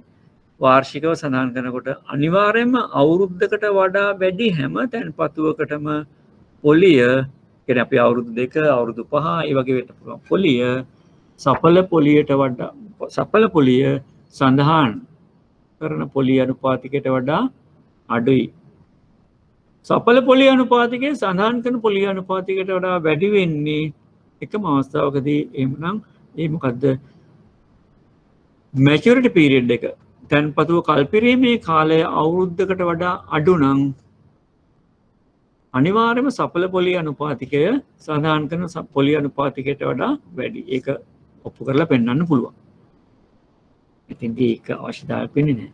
ඒත් මේ ටික තමයි ගණිතකරුට සඳහන් කරන අතර මේකේ සඳහන් පොලිය අනුපාතිකය තමයි 120. මේකට අවසානයේදී පොලිය ලැබෙන්නේ මැචුරිටි එකේදී. මේක අනිවාර්යයෙන්ම මැචුරිටි වෙන්න ඕන. හරි? මේ අවුරුද්දකට 120 ගානේ අවුරුදු 5ක් ගියාම 100ට 100ක් වෙනවා. ඒ අනුව තමයි මේ තැන්පතුව දෙගුණ වෙනවා වගේ පෙන්වන්නේ. තැන්පතුව දෙගුණ වෙනවා වගේ පෙන්වන්නේ. තැන්පතුවේ සඵල පොලිය අනුපාතිකය මම අර ඉස්සෙල්ලා කිව්වා වගේ සඵල පොලිය අනුපාතිකය කියන්නේ දෙන ලද කාල පරිච්ඡේදයක් තුළදී එක් රැස්වන පොලිය අනුපාතිකය අනුව තමයි තැන්පත් කරට ලැබෙන සත්‍ය පොලිය. හරි? ඒතර කාල සීමාව අවුරුද්දකට වඩා අඩු වෙනකොට සත්‍ය පොලිය සඳහන් කරන පොලියට වඩා වැඩි වෙනවා. ඒක තමයි සඵල පොලිය අනුපාතිකය කියලා කියන්නේ. දීර්ඝ කාලීන තැන්පතුවක වාසී සහ අවාසී අනේක මතක තියාගන්න මේ කොටස් හතරට උත්තර ලියනකොට කොළ පිරෙන්න ලියන්න අවශ්‍යතාවයක් නැහැ. උඩරිම ඔය උත්තර මේ ලියන කොලයක භාගයක් වගේ මේක කොටසකට ඇති. හැබැයි අත්‍යවශ්‍ය කරුණු ටික ලියන්න ඕන. එහෙම ලියන්නේ නැතෝ මොනතරම් දේවල් ලිව්වත් කොයිතරම් ලිව්වත් ලකුණු ලැබෙන්නේ නැහැ. මතක තියාගන්න අත්‍යවශ්‍යම මේකේ තියෙන ප්‍රින්සිපල් එක අඳුර ගන්න ඕන ඕගොල්ලෝ. මොකද්ද මේ කියන්නේ? දීර්ඝ කාලීන තැන්පතුක වාසිය අවශ්‍ය මොනවද? දීර්ඝ කාලේ දැන් මේකේ තියෙන දේ අවුරුදු 5යි. ඒතර අවුරුදු 5 වෙනකම්ම ආපසු මුදල් ලබා ගන්න බෑ. පැහැදිලිද? අනිත් එක තමයි අපි ගිවිසුම් ගත වෙන්නේ අවුරුදු 5කට. ඒ නිසා අතරමැද්දේදී පොලිය බැරි වෙලාවත් වැඩි වුණොත් එහෙම ඒකේ වාසිය ගණදිනකරුට ගන්න බෑ. මේ අතරමැද කාලේදී පොලිය වැඩි වුණොත් පොලිය වැඩි වීමේ වාසිය ගණදිනකරුට ගන්න බෑ. අනිත් එක ගණදිනකරුට මේක අවලංගු කරලා තැන්පතුව අවලංගු කරලා මුදල් ලබා ගන්න අවශ්‍ය වුණොත් එම අනිවාර්යයෙන්ම දඩ පොලියක් ගෙවන්න සිද්ධ වෙනවා. හරි? දඩ පොලියක් ගෙවන්න සිද්ධ වෙනවා.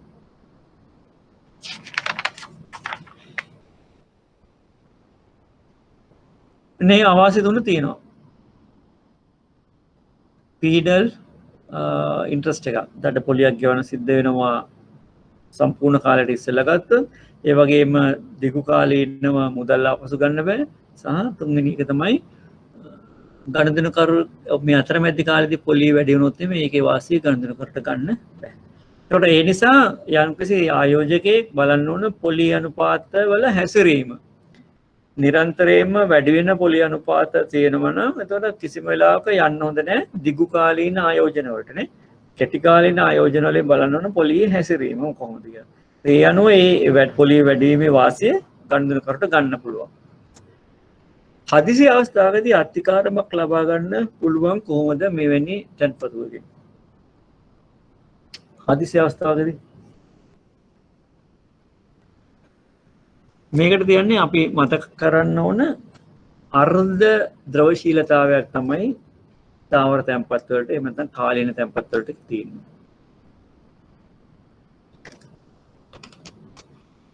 මුලින්ම මතක් කරා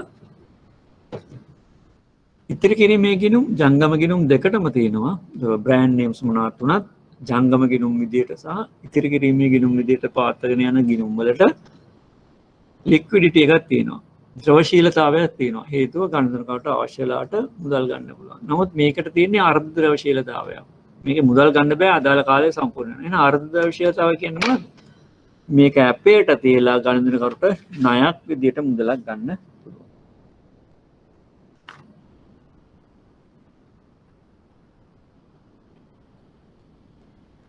මේ තියෙන්නේ එක එක නිමැවුම් වර්ග 4ක් right උකස් කිරීම ඉතින් පොදු ජන මේ ප්‍රශ්න කියව ගන්න පුළුවන් නේ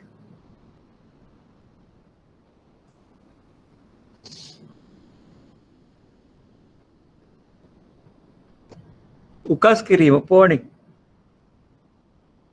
පෝනි සම්බන්ධයෙන් කෙටි විස්තරයක් කරන්න ඕන මොකද්ද පෝනි කියන්නේ තමා සතු රන් භාණ්ඩ අපේට තියලා ඒ මත මුදල් ලබා ගන්න. එතකොට මේකේ උපරිම කාලය අවුරුදු 1යි. right මේකේ වාසිය මොකද්ද? ඉතා පහසුයි. අවශ්‍ය ලිපි ලේඛන ප්‍රමාණය අඩුයි. ඉක්මනට ගන්න පුළුවන් මේ ණය මුදල. ඒත් මේක භාවිතා කරන්නේ කවුද? ගොඩක් වෙලාවට ගෘහ ඒකක නේ කාන්තාවන් ග්‍රාමීය පරිසරවල ජීවත් වෙන අය කුඩා ව්‍යාපාරිකයන් මේක වැඩිවෙන්ම භාවිතා කරනවා. අනෙක් මේක ගන්න ඉතා පහසුයි. බේරණ එක අවුරුද්දකට මේක නිදහස් කරගන්න එක වාරික විදිහට නිදහස් කරගන්න පුළුවන්. පොලිය අතරමැදි තත්ත්වයක තියෙන්නේ. බැංකුවට තියෙන වාසිය මොකද්ද? ණය මුදල හිඟ හිටියොත් අක්‍රමික වුණොත් එහෙම මේක වෙන්දේසි කරලා ප්‍රසිද්ධ වෙන්දේසියේ වෙන්දේසි කරලා ණය මුදල අය කරගන්න පුළුවන්. ඒක තමයි බැංකුවට තියෙන වාසිය. ඔය ලියුණා හොඳ නෑ ඇති. ණය කාඩ් පත් ක්‍රෙඩිට් කාඩ්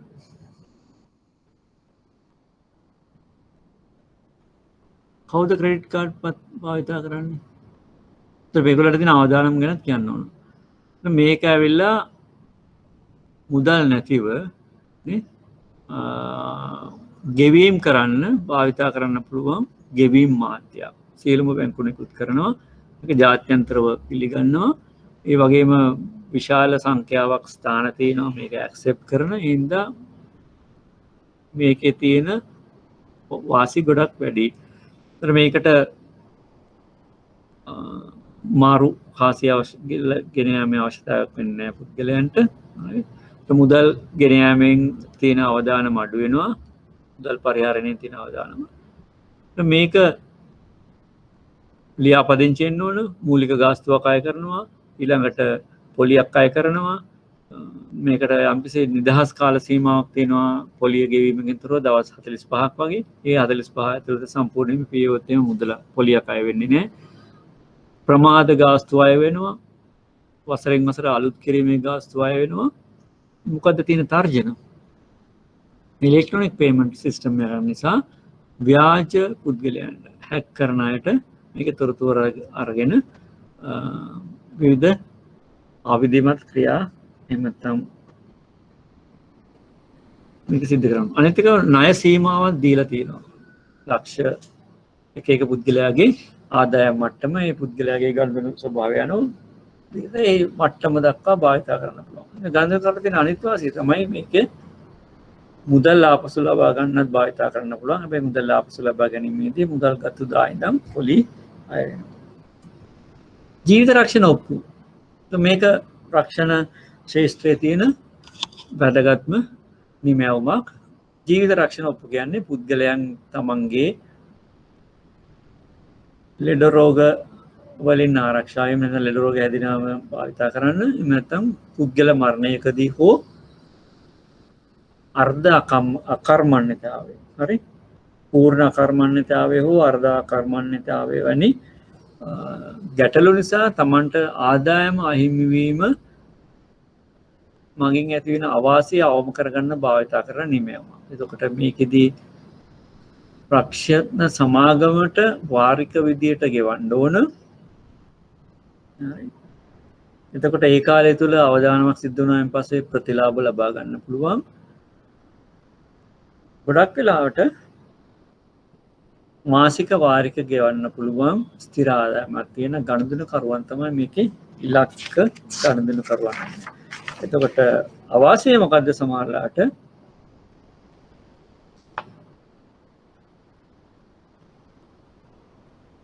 එකඟ වෙච්ච පරිදි මේ ගෙවීම් කරන්න බැරි වුණොත් එහෙම සමහරලාට පොරොන්දු ඉටු කරන්න ගැටලු වෙනවා. ඒ වගේම අවශ්‍ය අවස්ථාවලදී මුදල් ලබා ගැනීමේදී අපහසුකම් ඇති වෙන්න පුළුවන්. රක්ෂණ සමාගමට තියෙන වාසිය තමයි මේ රක්ෂණ ලාභියා ඉක්මනින් ගැටලුවට මුහුණ දීලා එක්කම මිය ගියොත් එහෙම ඒ සම්පූර්ණ පොරොන්දු වෙච්ච මුදලම ගෙවන්න සිද්ධ වෙනවා. ඒක එක්තරා විදිහක අවාසියයි. ඒව නැති කරගන්න ඒගොල්ලෝ මොනවද කරන්නේ? රීඉන්ෂුරන්ස් කරගන්නවා ඒගොල්ලෝ නේ. නිවාස දේපල උකස් කිරීම. ඉතින් මෙතනදී වැදගත්ම වෙන්නේ උකස් කරයක් මත ණය මුදලක් ලබා ගැනීම. මෙතන නිවාස දේපල කියලා විශේෂයෙන් සඳහන් කරාම ඔයගොල්ලන්ට සඳහන් කරන්න වෙන්නේ මේකේ එක වාසියක් තියෙන්නේ නිවාස දේපල පදිංචි නිවාසයක් නිසා ගන්න පුළුවන් ණය ප්‍රමාණය වැඩි. මේ දේපලේ වටිනාකම සලකා බලන වටිනාකම වැඩි. එතකොට බැංකුවට දෙන වාසිය වෙන්නේ මේක ඉතා පහසුවෙන් උපලබ්ධ කරන්න පුළුවන්. අනිත් එක ගනුදෙනුකරු තමන්ගේ පදිංචි නිවාසය නිසා ඉක්මනින් එමෙත වැඩි අවධානයකින් වැඩි අවධානමක් අරගෙන මේ ණය මුදල් පියවන්න. ඒතර බැංකුවට ඉතාම සුරක්ෂිත ගුණාත්මක ණය මුදලක් වෙනවා. මෙන්න මේ දේවල් ටික තමයි කතා කරන්න ඕන. ඒතර බැංකුවකට තියෙන වාසිය මේක අර පරාටේ එක්සිකියුෂන් එකෙන් යන්න පුළුවන් මට්ටමකට නම් මිලියන 5කට වැඩි නම් එහෙම බැංකුවට පුළුවන් ණය ගෙවෙන්නේ නැත්නම් මේක අය කරගන්න.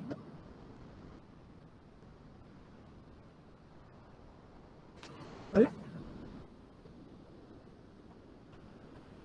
අපි ගත්තොත් මාර්තම තවත් එකක් මුල්‍ය ගණන් කරවන්න ආරක්ෂා කරගන්න විවිධ දේවල් තියෙනවා. මුල්‍ය සාක්ෂරතාවය ගණන්කාර ප්‍රඥප්තියට අනුව බැංකුව විසින් ඉදිරිපත් නියම සේවන්ට අදාළ කොන්දේසි සහ නියමයන් කෙටියෙන් සඳහන් කරනවා.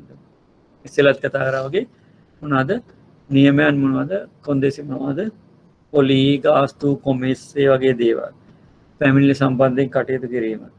ඒවල බැංකුව විසින් යම්කිසි ආකාරයක බැඳීම් ණය මුදල් ආපසු ගෙවීම එහෙම නැත්නම් කල්පිරෙන්න ඉස්සෙල්ලා ස්ථිර තැන්පත් ආපසු ගැනීම ඒ වගේ දේවල් සම්බන්ධයෙන් අය කරන පැනල්ටි සම්බන්ධයෙන් දැනුවත් කරනවා. ගිණුම් විවෘත කිරීම වැසීම පවත්වාගෙන යාම ගනුදෙනුකරුවන්ගේ ආරක්ෂාව සම්බන්ධයෙන් අත්හරින ලද දේපල සම්බන්ධයෙන් නේ. ඒ වගේම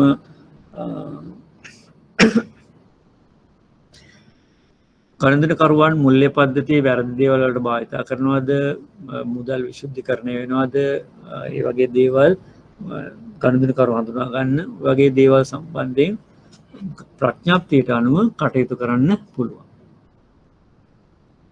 මුල්‍ය ඔම්බුඩ්ස්මන්වරයා මම පැහැදිලිවම වෙනම හෑන්ඩ් අවුට් එකක් දුන්නා. ඒක අවබෝධ කරගන්න පුළුවන්. ඒකට එහෙම උත්තර ලියන්න පුළුවන්. ණය තොරතුරු කාර්යාංශයේ ප්‍රධාන මොනවාද ණය තොරතුරු ක්‍රිබ් එකේ මොකද්ද මේ කාර්යය? ක්‍රිබ් එක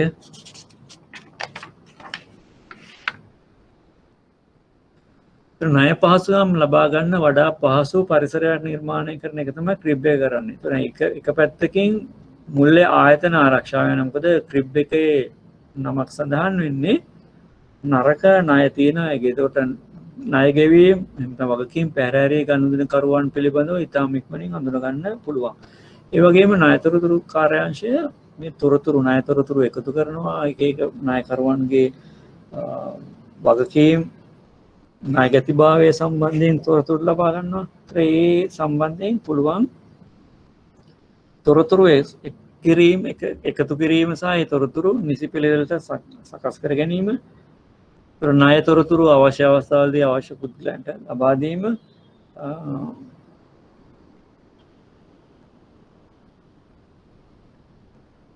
ඒ වගේම මුල්‍ය ආයතනවල ආරක්ෂාව සම්බන්ධයෙන් තහවුරු වෙන්න පුළුවන් නරක ණය ගනුදෙනුකරුවන් හඳුනා ගැනීම.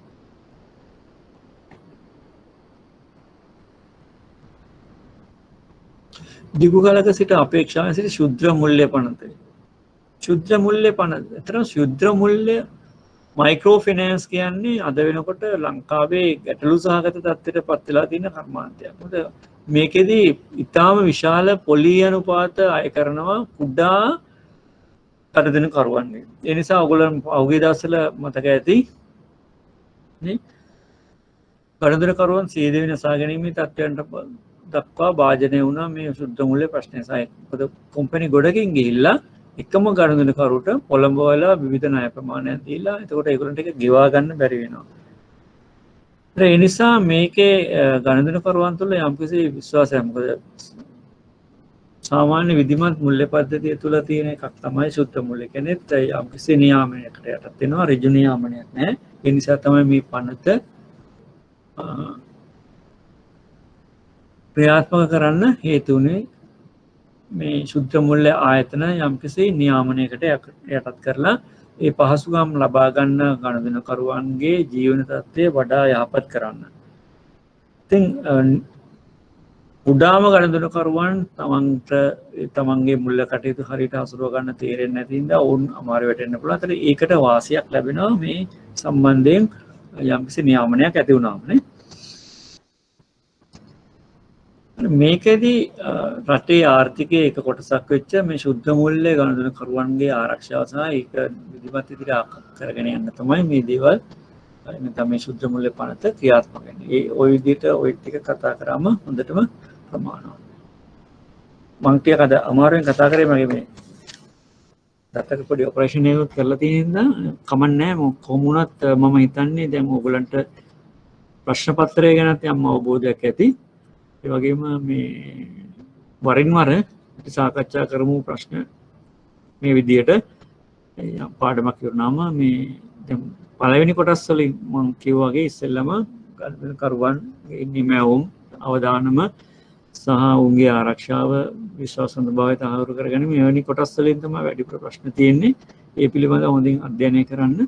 අපි ඉදිරියේදී එළඹෙන විදියට ප්‍රශ්නත් සාකච්ඡා කරගනිමින් ඉස්සරහට යමු. මේ සම්බන්ධයෙන් මේක මේ විදිහට යන්න එක සුදුසුද කියන එක සම්බන්ධයෙන් ඔයගොල්ලෝ කමෙන්ට්ස් එහෙම දාලා තියෙන මොනවා හරි ගැටලුවක් තියෙනවා නම් කමෙන්ට්ස් දාලා තියෙන. ඒකට ඒ අනුව අපිට සාකච්ඡා කරලා මේ දේවල් විස්තර කරන්න පුළුවන්. අපි ලබන සතියේත් බලමු මාකටිං අලෙවිකරණයේදී තවදුරටත් භාවිත වෙන දේවල් මොනවද කියන්නේ.